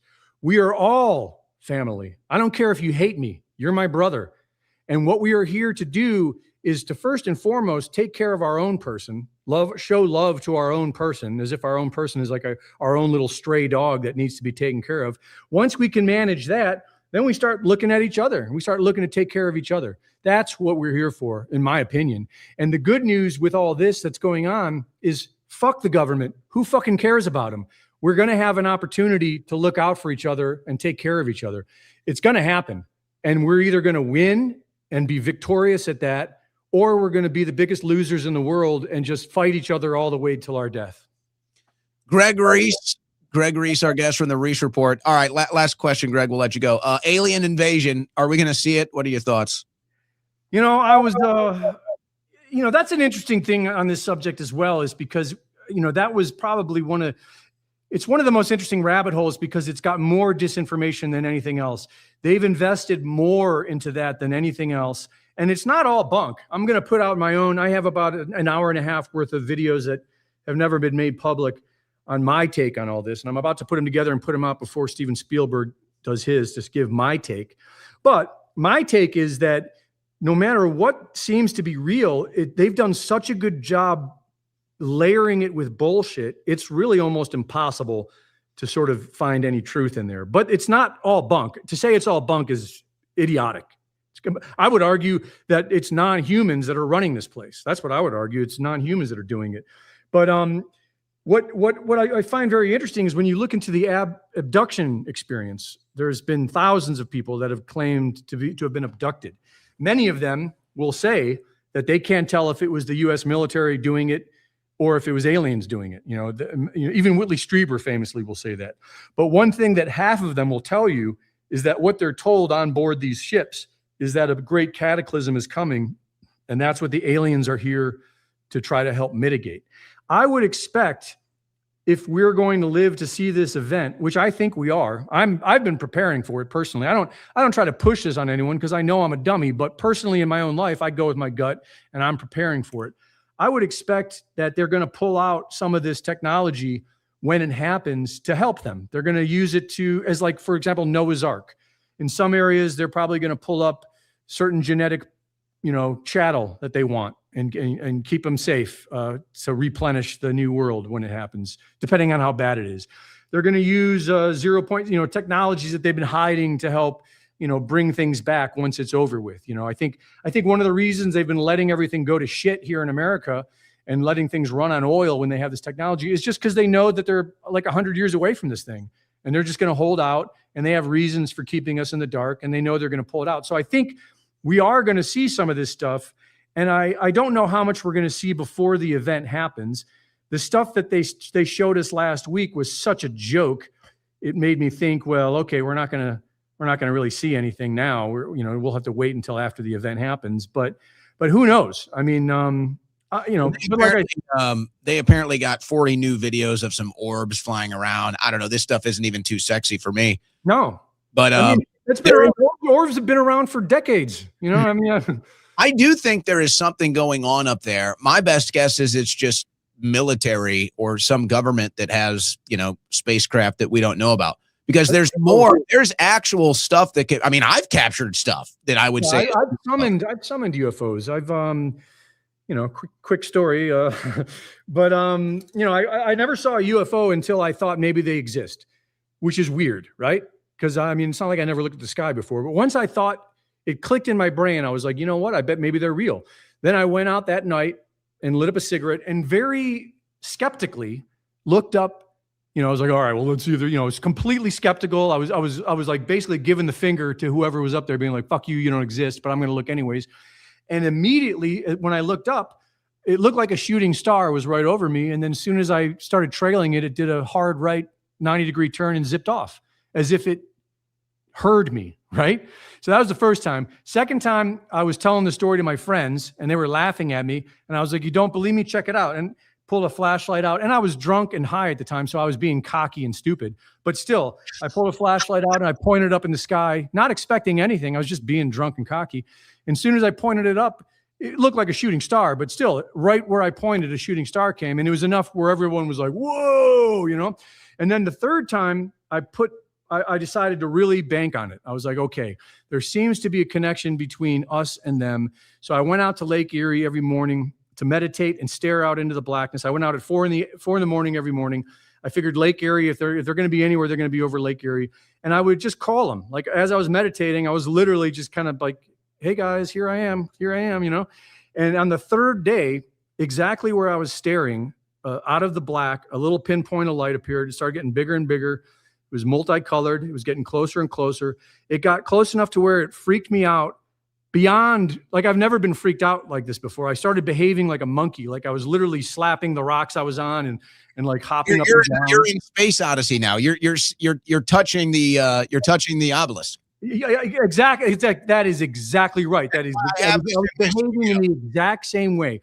And once I started acting like that, it just reversed. It got smaller. It went right back to where it came from and it went away. And immediately in my gut, it's like I knew, Greg, if you really want to do that, you just got to chill out. You just got to be cool with it, you know?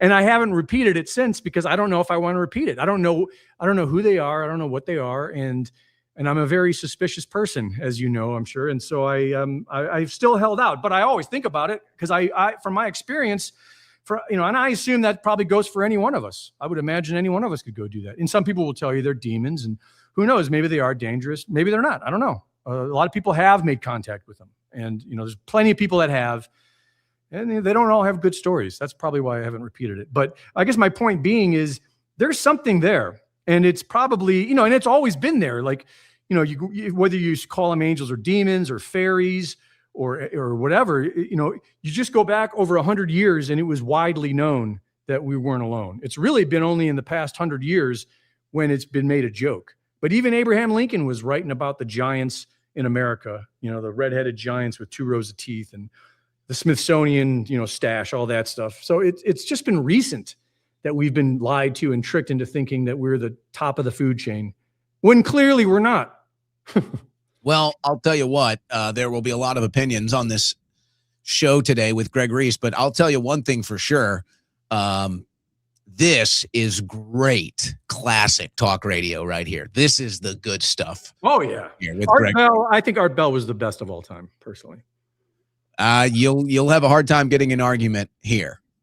You'll have a hard time with that. But to me, this is classic talk radio. Plus, it's just great to catch up with you. And you cover these angles better than anyone else, Greg. And that's not just me hyping you up because I considered you a friend. You really do a great job in very short form with those 5-minute videos. And I think you might have your next endeavor, actually. I think Drunk and High with Greg Reese, that could hit. I think that there could be a future there for you, Greg. I've been on the wagon and for a while now. I mean, I miss it. I've been dreaming about it lately, but off the wagon. What is this? I don't know. Well, Owen, I love you too, man. And I know you didn't say I love you, but I love you. And it's good catching up with you. It's been a long time. We've been through some adventures and stuff. So always fun hanging out. Certainly have. Greg Reese at Greg Reese on X. And then you can follow all of his great work there. It'll lead you to his Substack and everywhere else. Greg, nice to catch up with you today. Have a great weekend, brother. You too. I'll see you. All right. There goes Greg. How do you guys like that? You got to like that. I mean, come on. It's a Friday.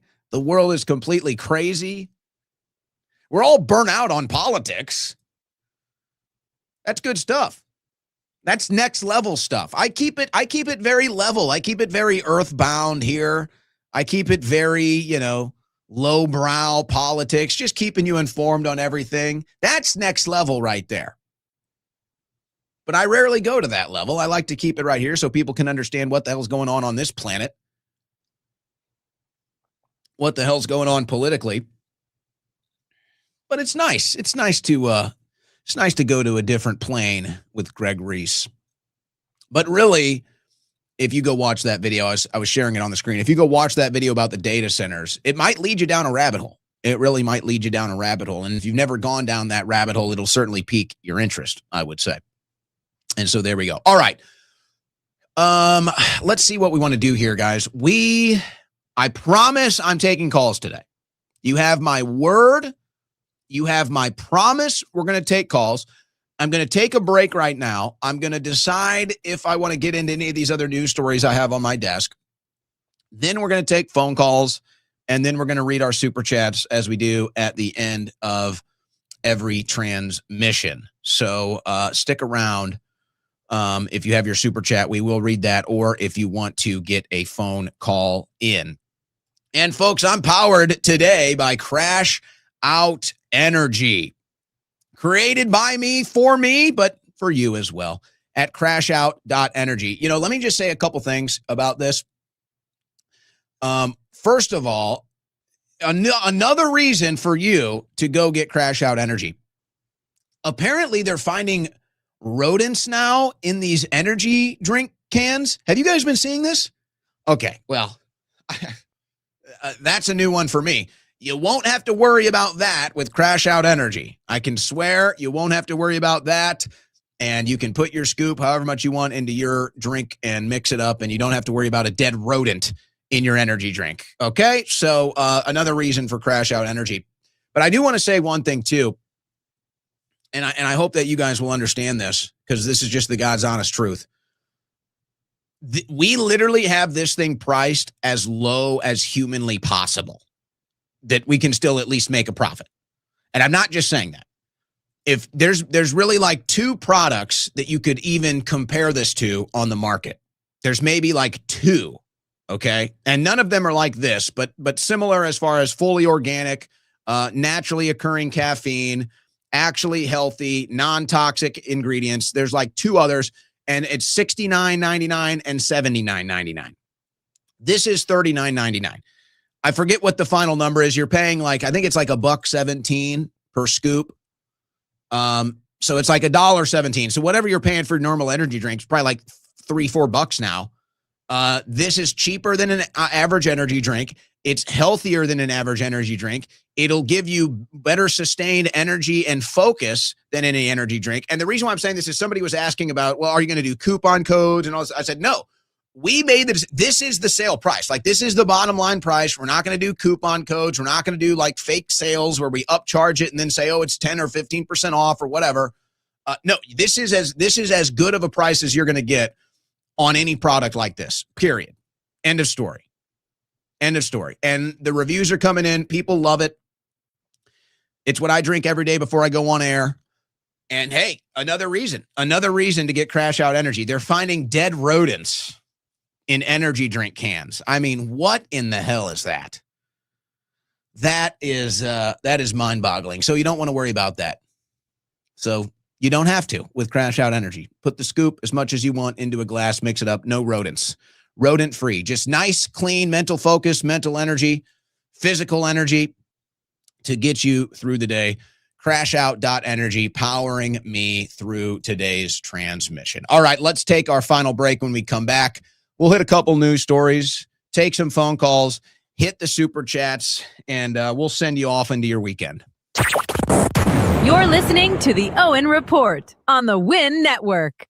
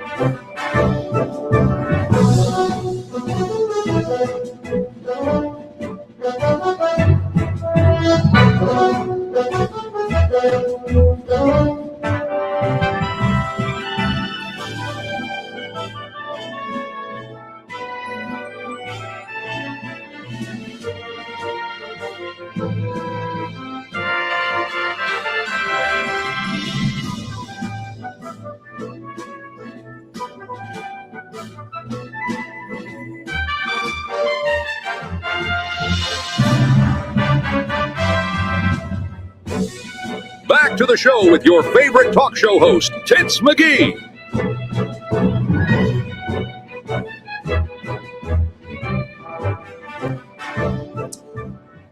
All right, it looked like we might have had some breaking news in the break here. It was sent to me. Let me see if I can find this for you. I was told Tina Peters looks like is going to get a release from jail. See if there's anything in the news yet. There it is. Wow. Great news. Here we go. How about some great news as we get ready for our weekend here?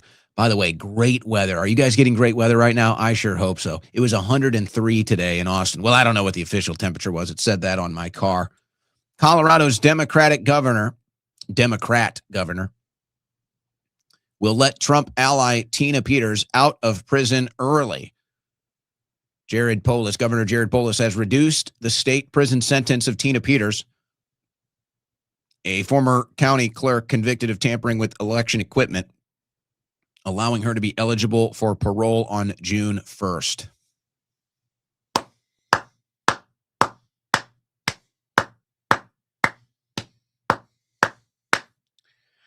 How about that? Great news. I'm feeling good. I'm feeling good about this. June 2026 is going to be a great month. It has to be. It's already the best month in the calendar, obviously, June. We're going to get Tina Peters out. Summer is going to start to hit. Feeling good. Feeling good. Congratulations, Tina Peters, her family, her friends. I know a lot of them tune in. This is great. What a blessing. What a blessing to go into this weekend with. How about that, guys? You know, we've been pushing for this. This is some justice. This is some long overdue justice to get Tina Peters freed. That is absolutely awesome. All right. We talked about, let me just pile drive here quickly. We talked about there's these Waymos in Atlanta that I don't know what the story as far as, I don't know if they've figured out what's going on. These Waymos in Atlanta like invaded a neighborhood. It's if you've seen the movie, what was that Obama Netflix movie that was like a cataclysm movie? You know, it got a bad rap. It got a bad reception because Obama produced it. I actually thought it was a decent movie. I forget the name of it, Netflix movie. I thought it was actually a decent movie, not a bad movie. But it's like, this is right out of the plot of that movie. Guys, I'm dying here. What is the name of that movie? Somebody save my ass. What is the name of that damn movie? No, not Civil War. I don't think it was Civil War wasn't a Netflix movie. How are you guys not bailing me out on this? You guys are really letting me down with this. I don't want to have to look it up. I'm supposed to be able to lean on you. It's not called The End of the World, but it's something like that. You guys, what is you? Come on, man. Now I got to look it up. Now I got to find. Leave the World Behind. That's what it is. Leave the World Behind. This is right out of Leave the World Behind with these cars. Empty Waymos invade Atlanta neighborhood, circle cul-de-sac for hours with no passengers. Waymo's self-driving cars can be seen all over Atlanta streets, giving rideshare trips through Uber. What happens when they're empty? Yada, yada, yada. They invaded a Atlanta neighborhood. Stop it. This is a quote. I'm so sick of this. I think yesterday morning we had 50 cars that came through between 6 and 7. F you. F you with your 6 and 7. F you. Get out of my face with it. So nothing as far as why this was happening. I guess this is the official statement from Waymo in response to the news. At Waymo, we are committed to being good neighbors. We take community feedback seriously and have already addressed this routing behavior. With over 500,000 weekly trips across the country, our service has proven to significantly reduce traffic injuries and improve road safety. We value our friendship with Atlanta residents and remain focused on providing seamless, respectful, and safe experience for riders and residents alike. So all these dozens of Waymo cars invaded this neighborhood. No explanation. They're claiming it's a routing issue. I just don't like it. I don't like the self-driving cars. I got to be honest. As a concept, okay. As a concept, you kind of like the idea, but I don't think we have a high-trust society. I think to have this self-driving car situation, to have an automated civilization, you need to have a high-trust society, and we don't have it. We don't live in a high-trust society right now, so I don't trust it. We never got an explanation on this. This has been sitting on my desk since Wednesday. I guess it's actually more relevant now. We never really got an explanation on why they raided Tulsi Gabbard's office right after Trump left town. Anna Paulina Luna tries to make some sense of it, but no answers yet. You also have some news coming out of the CIA that you'd like to share.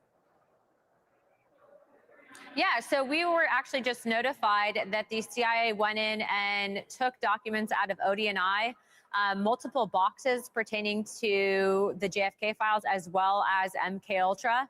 The reason why this is troubling is there was an executive order that the president had directed the full declassification of JFK, but then also to the MK Ultra files. The CIA famously has said that, all documents were released and other documents had been destroyed. So these are allegedly those documents that apparently never existed. And so very troubling.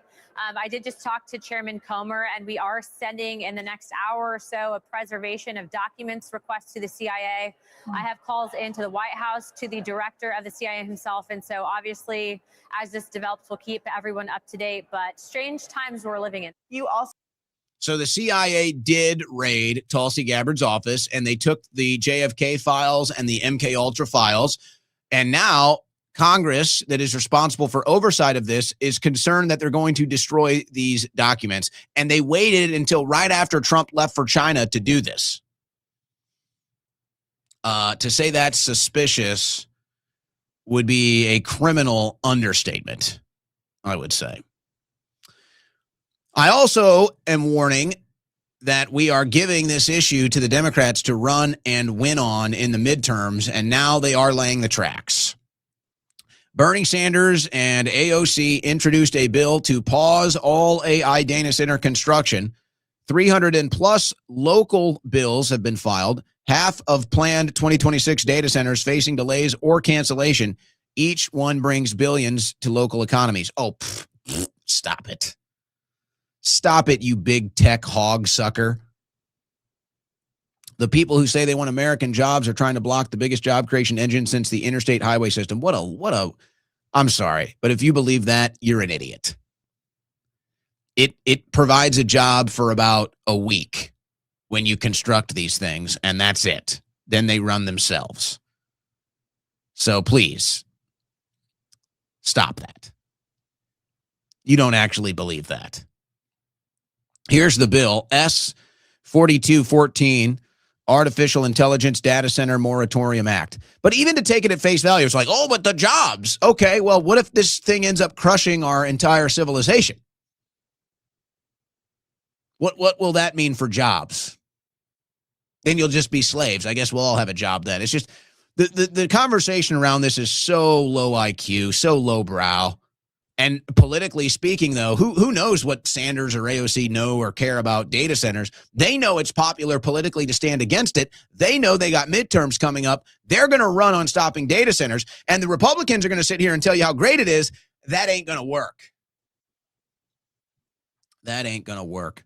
Hey, also sneaking this one in, because I'm going to try to do this thing where I don't have any leftovers anymore. And I end up just skipping over this stuff normally. I'm going to try to do this where we don't have any leftovers anymore. So some random stuff will be popping up at the end of the show. The president of the Zionist Organization of America says he has discovered new evidence that links Iran directly to 9/11. There we go. There we go. Ah, yes. Iran did 9/11. I mean, come on. Of course. We should have seen it coming. By the way, missing person alert. Democrat Representative Frederica Wilson is apparently missing.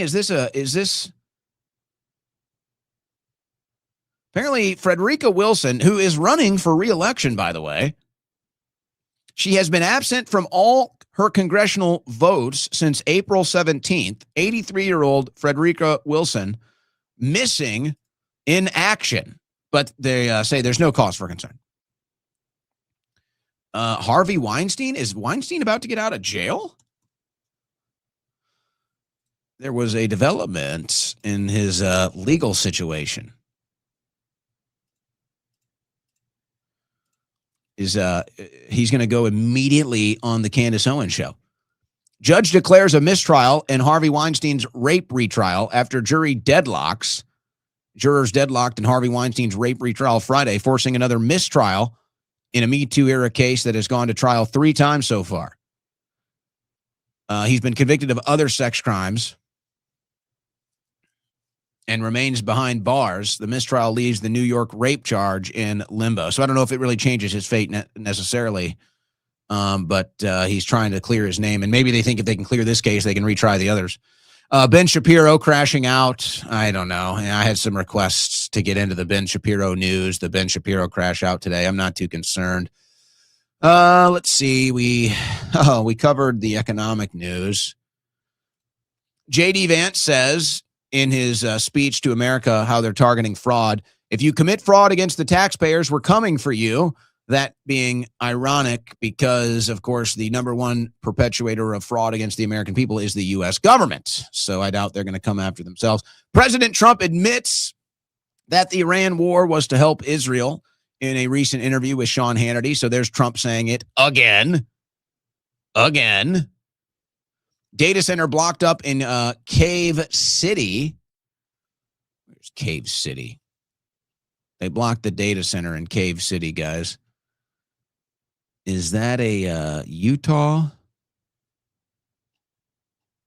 Well, locally, they're having success blocking these data centers. The tick story, we mentioned the tick story. Democrats tried to ban backyard barbecues in California. Luckily, they lost that at the vote. What is wrong with these people? Banning a backyard barbecue? That's almost treasonous. That's almost, we need to throw you in a hole for a week, a dark hole, and not see or hear from you again if you want to ban a backyard barbecue. Maybe throw some scorpions in there with you. Just, you need something to eat. Maybe a snake or two. It's, so you can eat it, have some food. Banning backyard barbecues. You're such a commie scumbag. You don't even want me to barbecue beef. By the way, beef prices are about to hit record highs. They don't want you eating beef. Trump's not helping with that either, despite what they're telling you. So don't get used to that changing anytime soon. It's part of the energy crisis. It's part of the pricing you out. Really, in this case, of just being a healthy person. They don't want you to be healthy. You can't eat beef. They don't want you to be able to travel and expand your possibilities, potentials, business-wise, socially, however it is. They just want you to be a nice slave, a nice peasant, live in your pod and eat the bugs. And that is, of course, if you're even lucky enough to survive, even lucky enough to be granted life by these totalitarian tyrants that want to take our planet over. All right, let's open up the phone lines. I told you I promised I would do it. We're going to take some calls here.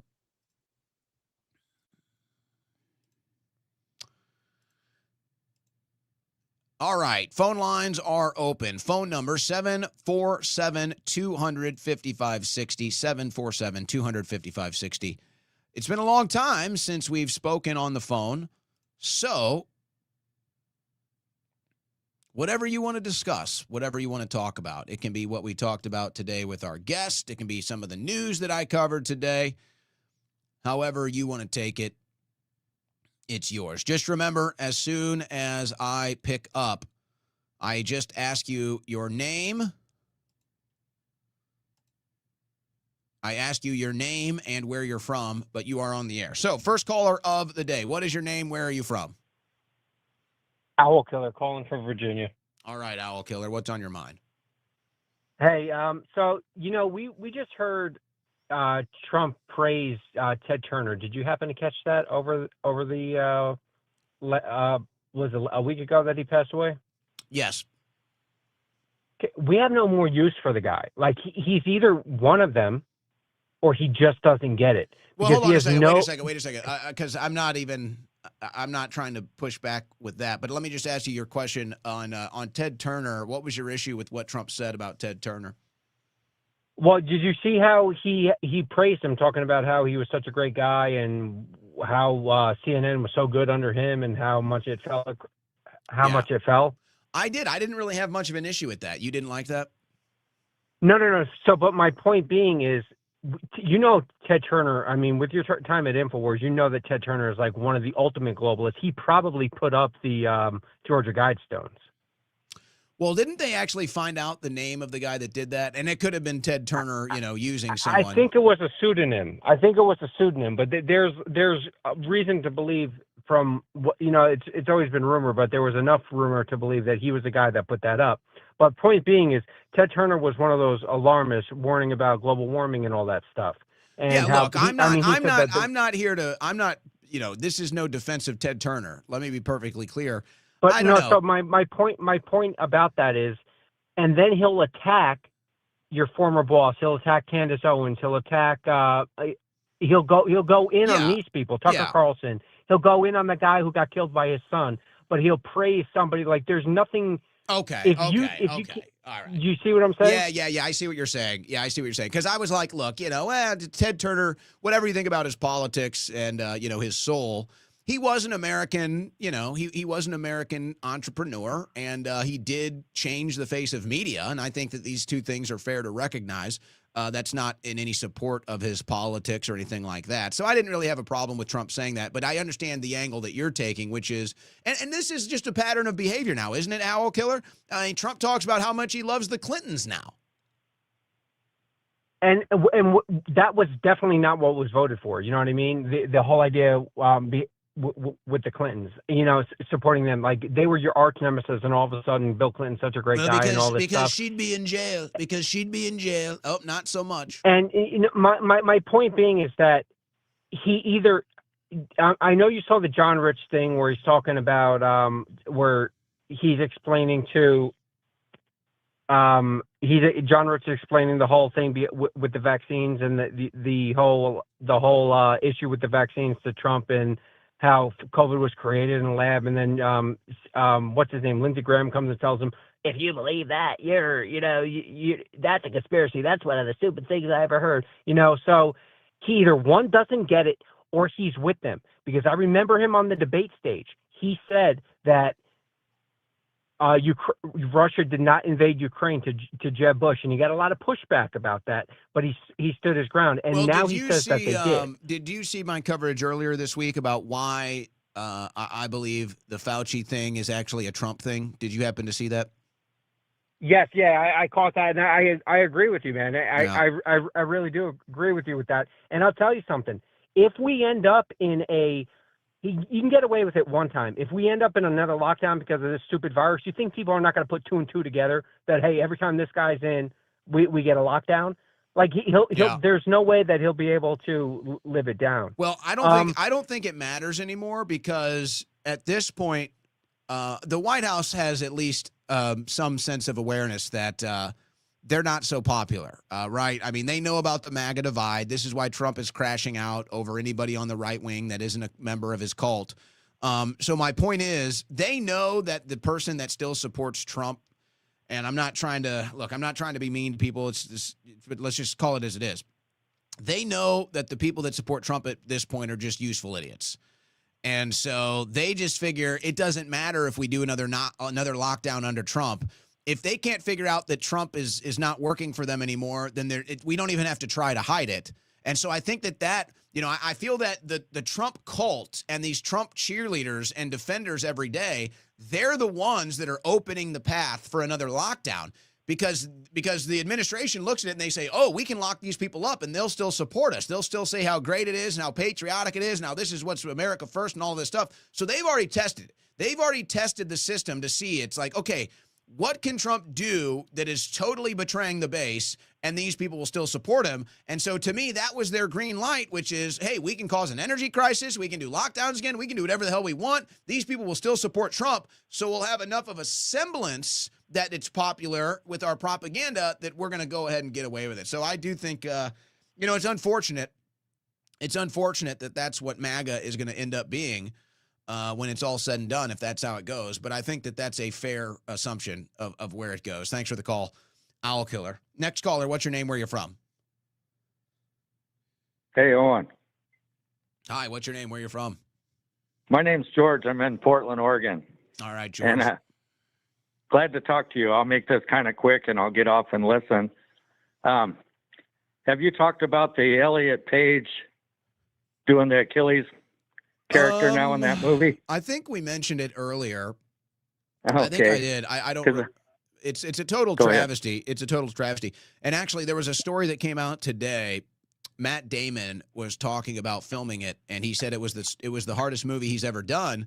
And this is why it's so frustrating, because I was all excited. I was hyping this up when they first announced it. I was hyping it up because it sounded like they were going kind of old school, and they were going to they were actually going to go into the elements and shoot a scene. They were going to actually go out into the elements and force these actors to shoot a scene. And it's like, okay, we're going to have a good movie. This is going to be a good cinematic presentation. Nolan wants to hit it. And then he ends up doing the whole woke garbage with the casting, and it just totally killed that momentum. Yeah, I agree. I just thought it was kind of funny. I saw it yesterday on YouTube or something, and I know that back when she was Ellen Page, you thought she was cute, and I did too, and it was She it was a hot. shame, you know. If Ellen Page could have been Helen of Troy. Ellen Page was so hot and so beautiful, she could have been Helen. How ironic is that? Yeah, it's crazy, man. I just bringing it up because it's kind of a light day Friday here, it seemed like, on your show. So good. Hey, man, we got Ellen Page, who would have been Helen of Troy, is now Elliot Page, scrawny and trans, playing Achilles, the war god. Okay. Thanks a lot, Christopher Nolan, or whoever casted that garbage. Next caller, what's your name, where you're from? Hey, Owen, it's Willie in San Diego. Hey, we all heard the answer to 1984 was 1776, but hey, maybe the answer to 2026 is 1789 France.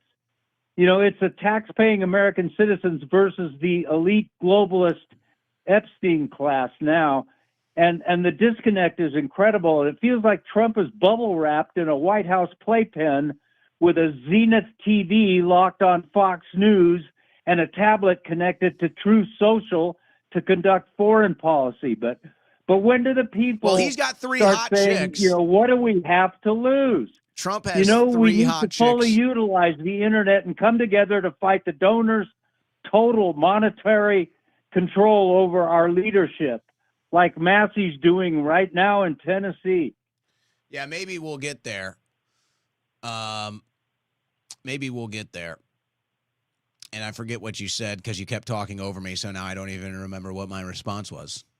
You were so focused on taking over the show that you shut me down. Well, you know, right now they're meeting down there. You got influencers like Ryan Matta coming all the way from El Salvador, and 50 million viewers following 40 to 50 podcasters. I see Lauren Boebert's down there, etc. I think this is our chance to take the internet and try to take the control away from the donors. Well, this is why the Massey race in Kentucky is so big. And I was saying yesterday, too, and nice to hear from you. Thank you for the call. I was saying yesterday how, I was going to go. I think I was one of the first people invited, and I just finished my break and all the travel I was doing. And so I was like, I don't really want to go. And I was kind of thinking, well, if they need me to promote it and go and be their film, then I would do it. But they've got so many great people out there now, I don't really think they need me. And it kind of became a selfish thing. If I was going to go cover the event in Kentucky, it would be totally selfish of me because I just want to go hang out with all those people. I just want to go hang out with those people and meet some of those people and hopefully, be a part of that history. But they don't need me. They've got a really nice squad. They got a bunch of heavy hitters. They're going to promote and raise a bunch of money, so they don't really need me. So I think I'm better off staying here in the studio and doing the show. Plus, I got all this legal stuff, so I really can't take off next week. I've got a ton of legal stuff I got to take care of, so a little too busy for that. What he said something, and then he was talking over me, and I can't remember. I had something to say. I don't think it was about Ellen Elliott Page. I don't think that's what it was about. So let's just move on. Next caller, what's your name, where you're from? Hey, Owen, it's Jordan from Alabama. All right, what's going on? Well, I just want to get a really important message out to the American people, your audience. As I'm sitting at the pump, filling my tank up for $5 a gallon, there's just one thing I can't stop thinking about. When I'm in the grocery store buying a $10 carton of eggs, feeling like I'm getting bent over and those eggs literally shoved up my ass, there's one thing that keeps me up at night, and it's we got to have a ballroom, and Iran cannot have a nuclear weapon. Yeah. I can't sleep at night. Yeah. Can you help me here? Well, lucky for you, the powers that be and the powers that dictate the future of this country, they want that ballroom and they want that war with Iran. So I think you're going to be in safe hands. You're going to get what you want. You're going to, yeah. Oh my God. And I want you, and I was reminded, I saw it in the chat. They heard what I was saying. I will let you know if you're concerned about President Trump's social media activity. I want you to know we found out this week the 3 women that run President Trump's social media. 3 hot women, Natalie Harp, I think it was it Margot Martin and Allie, I forget, some hot redhead. So Trump has a hot blonde, a hot brunette, and a hot redhead that run his social media and follow him around 24/7. How about that? God bless America, Owen. God bless America is right. And we're going to get that war for you, buddy. And you're going to be paying $10 a gallon, but you're going to sleep well at night, all right? Red, white, and blue, brother. Damn right. That's right. That's a good American right there. I'll tell you what. That's right. Good American. I like that. Having fun on a Friday. That's good stuff right there. Okay. Next caller, what's your name? Where are you from? Owen, this is Kevin Ross, and I'm the goofball who called you months ago when your show started, and I said we needed 1 million of you. You remember me? 1 million of me?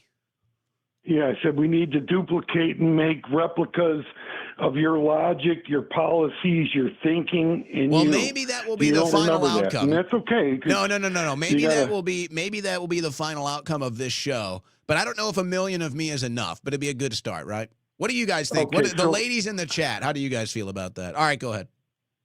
All right, so Owen, here's what I want to say to you. I live in Lafayette, Indiana, right by Purdue here. I'm a door dasher. I'm 65 years old. Let me tell you what's going on. You've got people from Haiti. You've got Chinese, Nicaraguans, Colombians, Venezuelans delivering for DoorDash. These orders come in and they're $2, $3, $4 for a 12-mile trip because of the illegals. The other day I had a delivery at 4 a.m. I work midnights at GoPuff, and I pull up, and the guy's got these Haitian flags on his car, and the car's better than mine because it was given to him by Joe Biden's. And I'm supposed to keep my mouth shut, but it irks me. So I find my ways, and I look up, and I go up to his car, and I look at the flag, and he goes, "What are you doing?" I go, "I'm just seeing the flag because I know you're not American." He goes, "How do you know?" I go, "Because you got Haitian flags on the back, and your cologne reeks like an in." Do you understand what I'm saying? I called Todd Rokita. They say, "Oh, we're trying to curb it," and I go online, and DoorDash wants to do a selfie to make sure it's me. The fraud. Owen, I don't think folk realize the dire. Now I'm 65. I made my bed. But I hustle with my Social Security and my delivery. I hustle. I got to battle people who come from Monticello, Kokomo, because it's a lucrative area. But not only that, I got to battle people from other countries.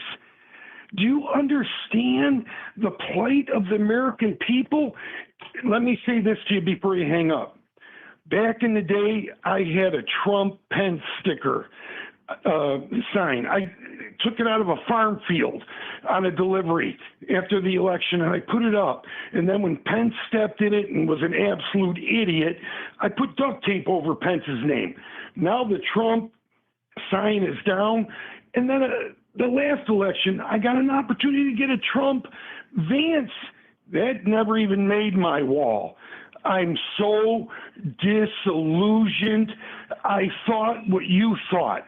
We had a glimmer of hope after the transvestites, the boobs on the White House lawn. We had a glimmer of hope with Donald Trump. And Donald Trump stepped in it. Like I pick up the dog shit in my backyard from 3 dogs, and sometimes I step in it. Donald Trump broke it off in my you-know-what. And I want to say to Donald, kiss me when you're done. Melania Trump, I put her on a pedestal. She's a high-class prostitute in their history. But you can go to jail now for saying that. I was born in 1962, Owen. I don't want to be censored.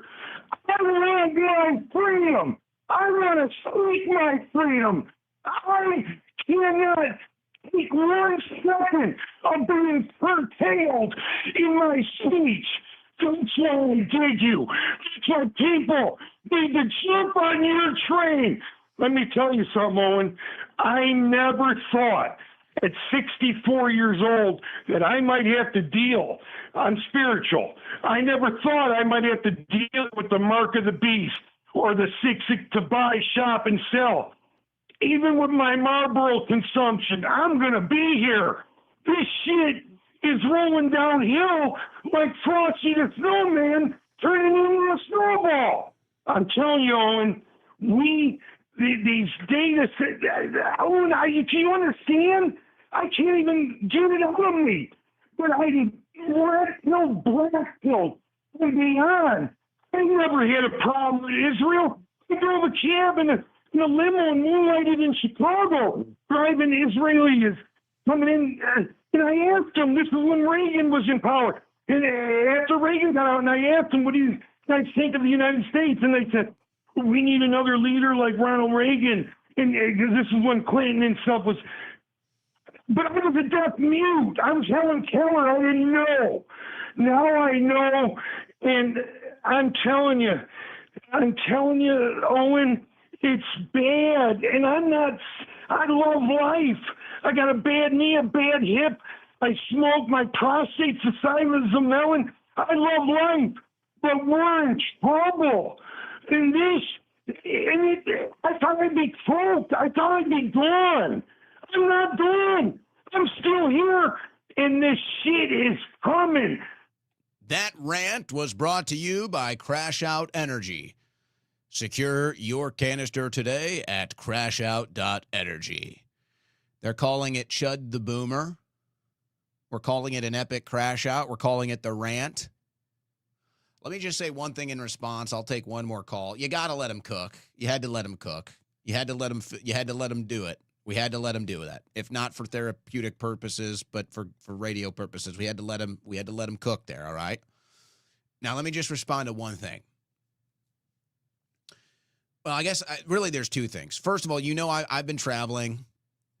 I've done an event in Dallas. I've done an event in Columbia, South Carolina.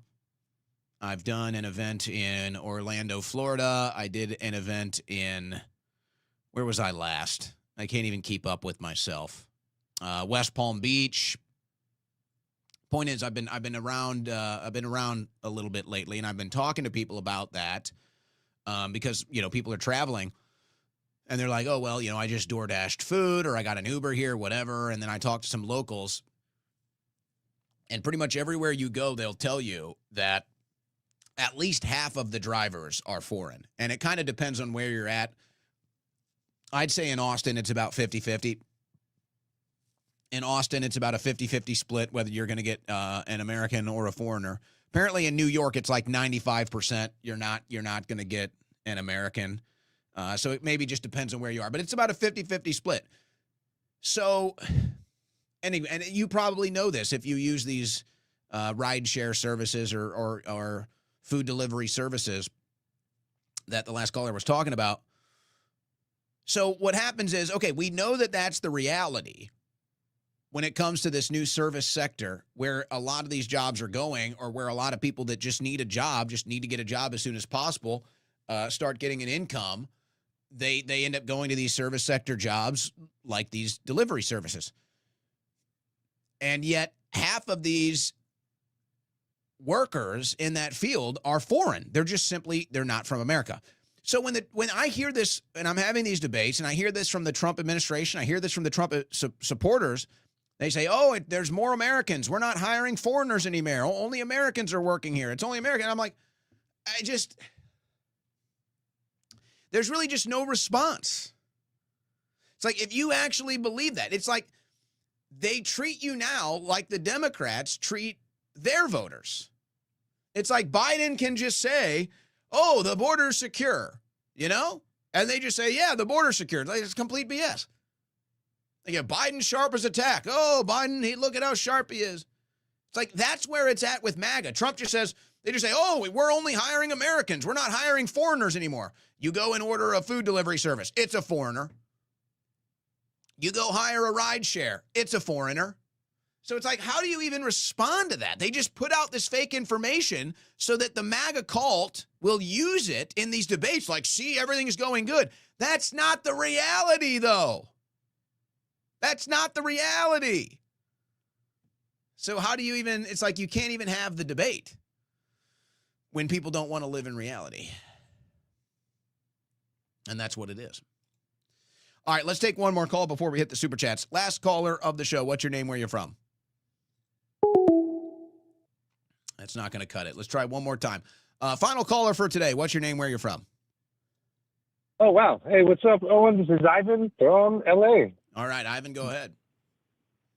Yeah, I was like, how could I beat that last caller? You don't have to worry about I feel that. for You him. don't need to worry about competing with that. Just do your thing. No, I'm just no, just like humorous, but no, I just want to say I really like that you had Massey on, especially how busy he is in the final stretch. You know, like I said before, you know, I'm liberal, and I don't agree with a lot of his stuff. Probably like half and half with him, but I sent him money because he is for real, and we should always support and help any congressman, congresswoman who does not sell our country out. He does not sell. He's That's principled, and just like Ro Khanna, you know, I agree with some of his stuff too, and they kind of too far left for me on some issues, but these are the people that you need to support. Like people, we need to give them money for their, you know, AIPAC is. Well, I have noticed. I have noticed though, and you call in and I don't know, maybe because I see this in the chat a lot too, and you say you're kind of on the left side of the left side of the aisle, more liberal leaning with your politics, and it means a lot to me that this show can be consumed by everybody on the political spectrum. That does mean a lot, no matter where my politics might be. I try to present the news from just a truthful perspective, but I think as far as the Massey race is concerned. Yeah, a lot of people on the left or the right have realized it's like there's only so many good guys left to even vote for. And Massey happens to be one of them. And so I'm wondering how that's going to factor in. I don't know the laws of Kentucky elections. I guess it'd be simple to look up. The point is that Massey is getting a lot of support from people that would normally be on the left or normally be Democrats, because even Democrats realize the whole thing is so corrupt. If you can find the rare opportunity to support a politician that's not entirely corrupt, you have to do it. And so I think that that's the conclusion a lot of people are reaching with Massey. And then the MAGA attack is, oh, well, don't you see these Democrats like Massey? And we're sitting here like, dude, you don't get it. The Republicans don't have the political high ground or the moral high ground anymore. It's not there. So these things don't work on us anymore, and they just haven't figured that out. Hey, appreciate the call. Appreciate you being in the audience. All right. Let's shut down these phone calls. Let me shut down this phone line here. And let's go to our super chats to close it out for the weekend. We got quite a few on the docket today. Medix Super Hard. You guys are always finding new ways to try to slip one past the goalie here. Great hair day, Owen. Thank you. Am I having a good hair day today, guys? What do you think? It's kind of just a normal hair day. I didn't do anything with the hair today. It's like when I try to do something with the hair is when the bad days happen. If I just don't do anything with it, somehow it's the good hair day. So I don't know. Appreciate that. Dust Vault, imagine complaining that free content is late. Yeah, well, people always complain about stuff here. It's fine. I explained what the 3 o'clock show start time actually means. And I think I'm giving you fair warning. Next week, I'm in legal meetings Monday, Tuesday. I'll repeat it again. I'm actually glad you brought it up, just so people know. We will do a show every day next week, but I am in legal meetings Monday, Tuesday, and Thursday. So I'm anticipating the shows Monday, Tuesday, and Thursday are probably going to start closer to 4. That's my guess. But we will do a show every day next week. They will still be 3 hours. But on those days, I have legal meetings that are probably going to take me pretty late into the afternoon. So the show may be late. So just FYI, we will do the 3-hour show every day, but we might be delayed Monday, Tuesday, Thursday next week. So don't be concerned. We will make it. Pretending ticks aren't Bill Gates for the newbies. Yeah, I don't know. This tick story is wild. I didn't get too into it today. I mean, they're just dumping millions of ticks on us, and everybody sees that this thing is, it's something's up, man. Something's up with this tick deal. Everybody's noticing it, specifically people that live in the country or on farms. So I don't know what the real agenda is with these ticks, but I promise you it's not good. Jeff Walsh in the chat thinks it's okay for Bill Gates to delete us because the CIA installed him as the head of Microsoft. We got people that like Bill Gates in the chat today. Bill Gates is not very popular, by the way, in case you didn't know. I give Kevin O'Leary credit for being smart enough to see the political hurricane force wind blowing away from Trump towards Tucker. That's one way of putting it. Expose 305. I can see the frustration you had at InfoWars, yet after all, you extended an olive branch to Jones, yet his pride gets in his way. Owen, you have a good heart, my friend. Well, thank you. I don't know. I think I've said everything about that. I don't want to make any more of it. But I still think they're all good people over there. So, there's no bad blood on my end. Oh, I knew it was coming. Yeah. Iron Lunatic. Anaheim got smoked last night. Hopefully Detroit and Minnesota redeem yesterday's calls. If not, I'll just stick to MLB. Well, I can't help you on MLB. I can't help you there. I thought Anaheim would force a game 7. I really did. Vegas's experience took over last night. So, yeah, they got beat bad. Yeah, you got me. You got me eating crow on that. The reason why I like them is when I was looking at it yesterday, they're just big underdogs. They're just big underdogs. I think the NBA has an invested interest to extend those series as well. So that's kind of my 2 motivational factors. This is how I approach thinking about if I'm going to be doing any degenerate gambling, which I am not recommending. I'm not giving gambling advice. We're just having fun. But yeah, Detroit as a big underdog. And you have to understand, I do prediction markets, which is a totally different ballgame. Because gambling is illegal here, but we can still play the prediction markets. So I gamble in prediction markets. I don't do actual standard where you're betting on something. The prediction markets work differently. It's like a stock market, but I'm not going to get into that. So when I see Detroit at 39 cents a share to win, I mean, to me, that's just a great value, even if they are on the road. And when I see Minnesota at home in a game 6 with game 7 on the line for probably the most interesting series right now, I think the NBA has a vested interest to win. I think Minnesota's stars are going to play best at 33 cents a share. I just think it's a good bet. I mean, if it's straight up, I'd pick San Antonio to win, but it's not. Minnesota, a big underdog. So let's hope someone can redeem. But see, that's why you look. If one of them hits, you've redeemed yourself because you're playing the underdog and you've made up for it with the other one. So we'll see. I hope I don't have Iron Lunatic in the chat next week telling me what a loser I am. We're putting it all on the line for the reputation here. And then DMT will probably give me a hard time too. So let's just hope, guys. Come on, for the sake of my reputation. Where do we bring pitchforks if we all get screwed? Well, we're obviously talking about farming here, using our pitchforks for farming. And so I don't know, maybe I'll sell some. How about that? We'll sell them right here for you. PFF, Tucker will push for Vance in 2028 and follow up with we've always been Israel critical and America first. Trust us. Whilst Peter Thiel licks his scales with his lizard tongue. Thank you in Christ, sir. Quite a prediction. Bookmark it. I don't think they run Vance in 2028, though. I think they know that whatever Republican runs in 2028 will probably lose. So I think they're going to throw Rubio under the bus, knowing he's never going to win anyway. And we'll watch all the cultists go with Rubio and embarrass themselves. And then they'll bring Vance in 2032 when it's a realistic shot for him to win. That's kind of how I see it. They should have an oil reserve just for wars. Every time it devalues the dollar when gas prices go up. I remember the Kuwait war, gathering up cash with friends to borrow my mom's car and fill it with gas.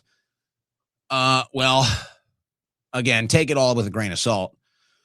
Apparently, the strategic oil reserves worldwide are at record lows. Now, we already know we have a problem with that here, specifically after Biden. Trump isn't helping it. Now, apparently, the whole world's oil reserves are hitting record lows. This is all being done intentionally. To be clear, Thiel has scales and a tongue. Thank you. Okay. I still have yet to watch Barbarians. I will watch it this weekend. I think it's just Barbarian. But brace yourself. Do we need a recommendation? I'm not going to do one. I'm going to say The Boys, the new season has 7 episodes. Catch up with that. Or we'll go back to the original recommendation a couple months ago. Watch Troy. So those are my recommendations. Get caught up on The Boys, which is just hilarious, by the way. I think they're so brilliant what they did with that show. The direction they took it after the first 2 seasons. I think it was brilliant. Some people didn't like it. I thought they did it perfectly. So those are my recommendations. Catch up on The Boys or go watch Troy if you haven't seen that one. Bailing out Fannie Mae and Freddie Mac throughout all the guardrails on corporate overreach. They all get bailed out by us, you know? Employee strong for life. Owen, I think you're always in go mode. I wish you peaceful and restful evenings. Let's always remember who holds authority over us, and it's nothing earthly. Christ is king. Thank you. I am always in go mode. That is true. It's very frustrating.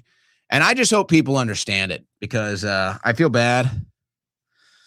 I get all these requests. I have so many messages sitting in my inbox, so many messages on my phone. I get so many requests. And I'm so late responding or I don't respond. And it's just like, I feel bad, but it's like, what am I going to do? I'm always moving. I'm always going.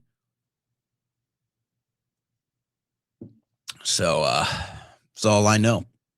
It's the only lifestyle I know. Justine, they're called flock cameras because what do you call a group of sheep? A flock. That's what we've become. Sheep. It's pretty good. I haven't heard that one yet. That's solid. We might be instituting that into the show's rhetoric. Well done. Bro also said future wars will be robots versus robots. Well, that's probably true if it's not already happening. Robert, it's the Jays. Stupid PS. Pass it on. Well, I'm just too stupid to figure it out. So thank you. Thank you, Robert. JV free. Deep Owen seed must happen.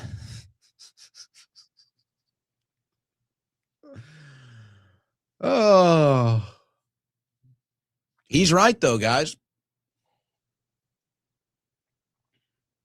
He's right. Even if the delivery system is a bit brash, he's right. All right. DZ, Trump allows thousands of Chinese students in the U.S. Are they vetted? A Mobile, Alabama dam had a bomb found and was detonated. Possible false flag. I thought it wasn't detonated.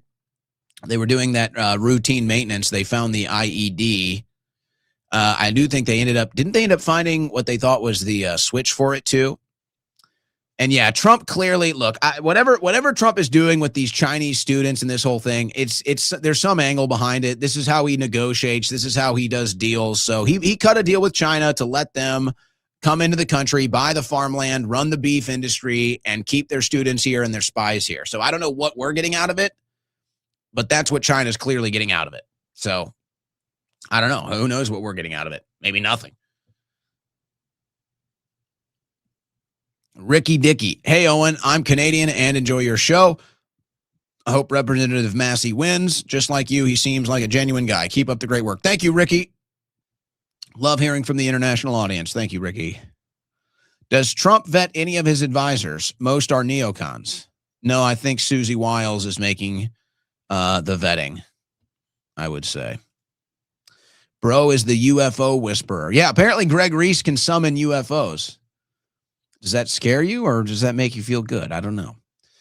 John Franson, disclosure radio every once in a while keeps the channel fresh. People are burnt out on the politics anyway. It's all right. If you don't like it, it's not for you. That's fine.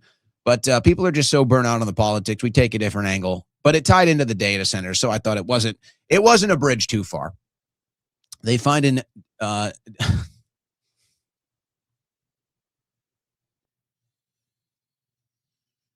talking about rats. Yeah, I got you. Careful now. Talking about rats. Ivan, great show today. I was an avid Coast to Coast fan, so I don't mind the change of topic. Try getting Richard Hoagland on now that NASA has been releasing pictures of ancient structures on the moon. Hoagland's work is vindicated. I actually worked a coast to coast show with George Norrie. I don't know what ended up happening with this. He did a TV style paranormal show. I just happened to be working with a radio production team at the time, and I had some TV production experience. So they asked me to run this deal. But George Norrie shot a pilot for a TV show. It was an hour-long show, 4 segment blocks. And it was real live guests in studio, like a late night show type of a studio setup in front of a live audience. And we did the production for that pilot, but I don't know if anybody ever picked that up. I don't know if that TV show ever went anywhere. But I did get to work with George Norrie. You know, he is a strange individual. I will tell you, he's a very nice individual. I will tell you, very nice guy, very nice, down-to-earth guy. But he is George Norrie. It's like, you know, it's like Alex Jones is Alex Jones. Like George Norrie is George Norrie. Like you'd think he just like rose out of a crypt before you shake his hand. But really nice guy. He was really a down-to-earth, very nice guy, which is rare in media. Usually people like that have giant egos and they treat everybody like lessers. Not George. He was very polite, very kind to the entire staff. That was a fun experience. But I don't think anybody ended up picking up that pilot, or they just decided not to hire our production company to produce it. But I don't think anybody ended up picking it up. George is not really a TV guy, you know. Maybe he wanted to be at one point, but wifey in the chat here. It was a terrible book. Leave the World Behind. I never read the book. I thought the movie was good. I thought the movie was good. People gave the movie a hard time because it was Obama produced, but I thought it was a fine movie. And as a movie, not bad. No username. Awesome show today. The politics BS gets old. I like different topics, keeping it fresh. Congrats and wishing you continued success. Thank you. We'll always keep it fresh. You're trying to get me in trouble today. Gamos attack. Yeah, that's it. That's what's Atlanta. You got the Gamos attacking. That's a car joke. Calm down. YouTube won't let me tell you what I think about that Luna hoe. Yeah, I probably shouldn't tell you what I think either. But your picture there looks a lot like her. So maybe you got something good going for you then. How is Will Cain allowed to call out AIPAC on Fox? How long have I been saying it? Have I not been telling you that Will Cain is one of the few people at Fox that actually does or can or has the courage to whatever to speak his mind? I mean, have I not been telling you guys that Will Cain is probably the closest thing to us that goes on Fox News? So, you know, yeah, throw it to what do we want to call that?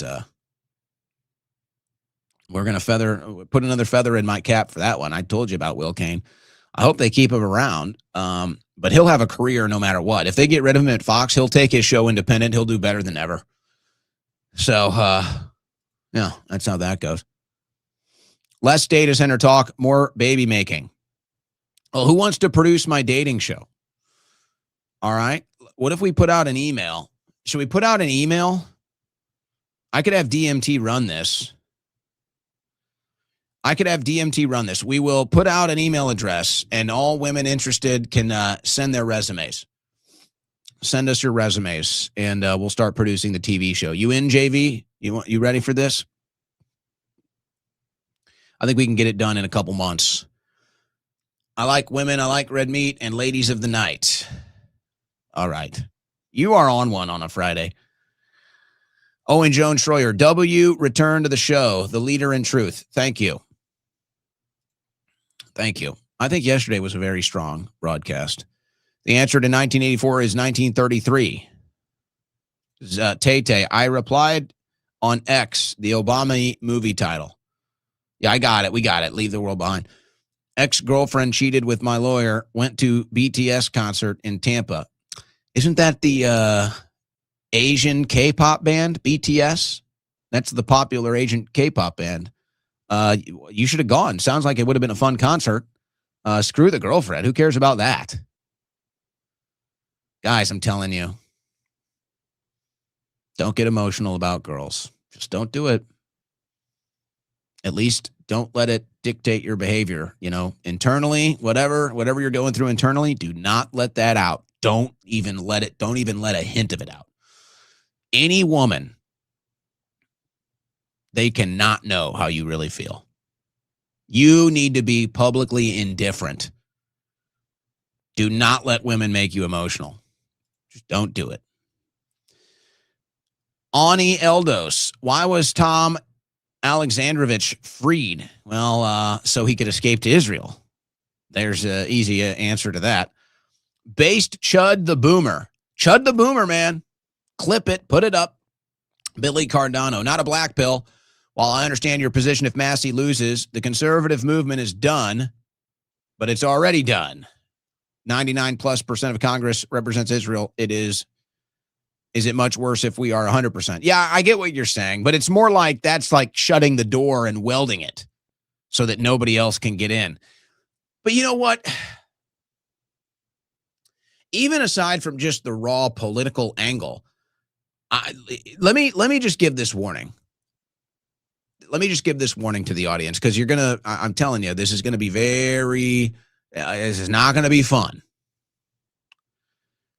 If Ed Galren wins, I mean, we might all want to just disappear for a week, because the victory laps and the arrogance and the partying that MAGA is going to do in our face is going to be so disgusting. It's going to be so offensive. It's going to be so pathetic that I'm telling you, you don't even want to witness it. You don't even want to witness it, because it's going to be the biggest moment of, it's like beyond the death of MAGA. That's the moment of the entire co-opting of MAGA process is complete.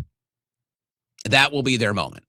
If they can oust Thomas Massey and then rub it in our face, that is the moment that MAGA is not just dead, but it's now been co-opted and turned against us. And it's going to be so ugly to watch that celebration. It's going to be so ugly to watch that arrogance and them rubbing it in our face, because the interpretation on our end is you're literally bragging about the end of our country. You're bragging about the end of our sovereignty. You're bragging about the end of the Republican Party, the end of the conservative movement. And now you are just showing us that MAGA is now a weapon against America. And I'm telling you, this is just a warning. If that's what happens, folks, you're going to see the most disgusting, despicable behavior you've ever seen from MAGA in your life. It's going to be not good. Rakan, hello, this man needs a nap. Hello, Rakan, from Jordan. I don't think, well, he might need a nap. He might need a nap. He might just need his country back, though. Love the passion of the caller, but it's sad to hear. We all know what's going on. And doesn't it remind you, they had a grandma do the DoorDash thing to the White House? It's like, oh, look, it's so great. We hire American. It's like it's a grandma. Grandma should be retired at home. Grandma shouldn't be busting her ass running DoorDash for a living. She should be sitting at home, living out the rest of her life, enjoying it. Weird optics. Chud the Boomer is hilarious. That's going to be a famous one for a while. Chud the Boomer, next flavor of Crash Out Energy. Well, maybe a dedication. Ken Rose, thank you. Wifey, I'm not sleeping on the couch again. Well, you know, your behavior's been a little bit better today. Maverick, did you see Owen Benjamin on Tucker Carlson? I did. I saw some of the clips. I didn't watch the whole thing. The joke, though, that he did about Magic Johnson and AIDS and that bit, that was hilarious. That was great stuff with Owen Benjamin and Tucker Carlson. And Tucker had a good laugh, too, a classic Tucker laugh. Until the rope rots, I'm very happy Tina is being released. That said, this is another L for Trump. He could have put her in federal witness protection. Now she's thanking Pullis and thus ensures she won't testify on 2020. Well, we'll see about all of that. I think I think we're leaping to some conclusions, not necessarily unrealistic conclusions to leap to, but we'll see. We'll see about all that. But I just want to celebrate her getting out. I don't even want to look at a negative to that. Luna doesn't have blue eyes. All right.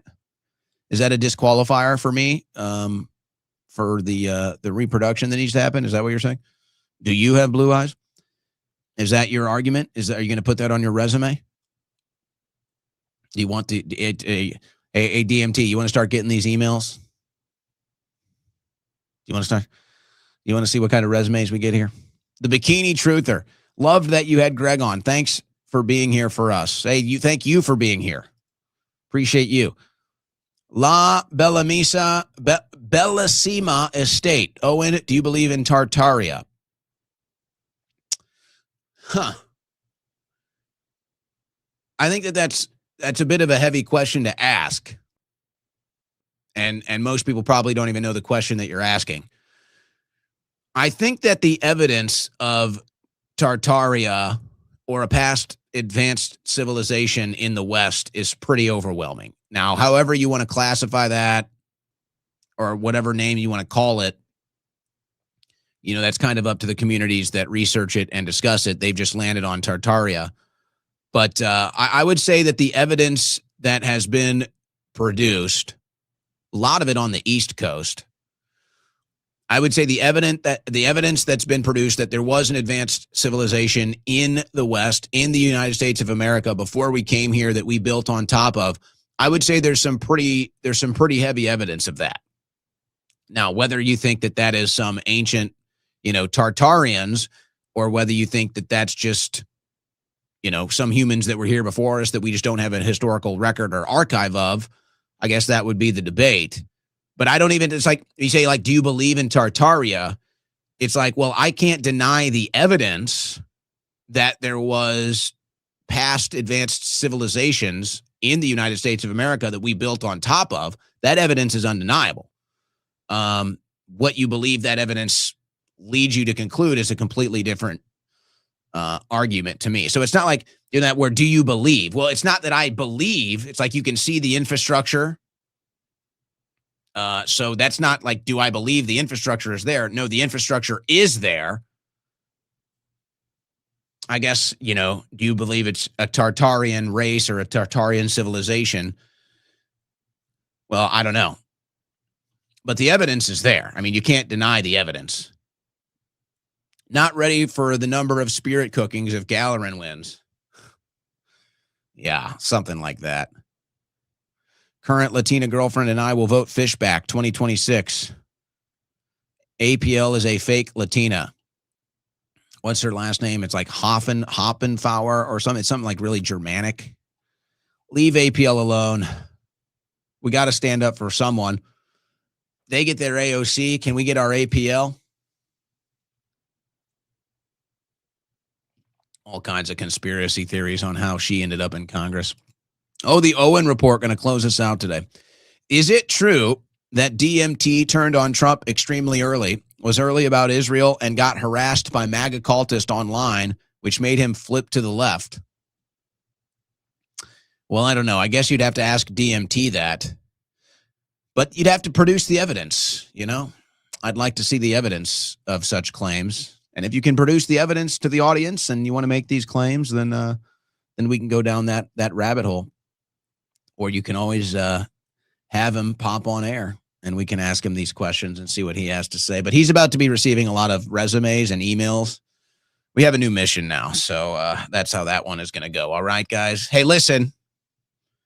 Yes, I do sell this shirt. I saw people asking in the chat. The Disobey shirts are available at owenschroyer.store. And Tay-Tay is apparently dating a Fuentes. The Disobey t-shirts are available at owenschroyer.store. Yes, to those asking in the chat. Yes, owenschroyer.store. Hey, listen. Have a great weekend. Have a great weekend. I'm going to get some sun this weekend. As long as the sun is out, I'm going to be in it. The hot weather is back. The sun is back. I need to get a tan. I'm pale. We can't have this. I need to be nice and golden delicious as we're entering summer. Start the process. Get some sun. Get your body used to the sun so you don't go burn out there in June and July. Slowly get acclimated to the sun. Enjoy your weekend. Friends, family, good times, good food, good music, good entertainment. Do it all. Have a great weekend. We will see you again on Monday. God bless and Godspeed.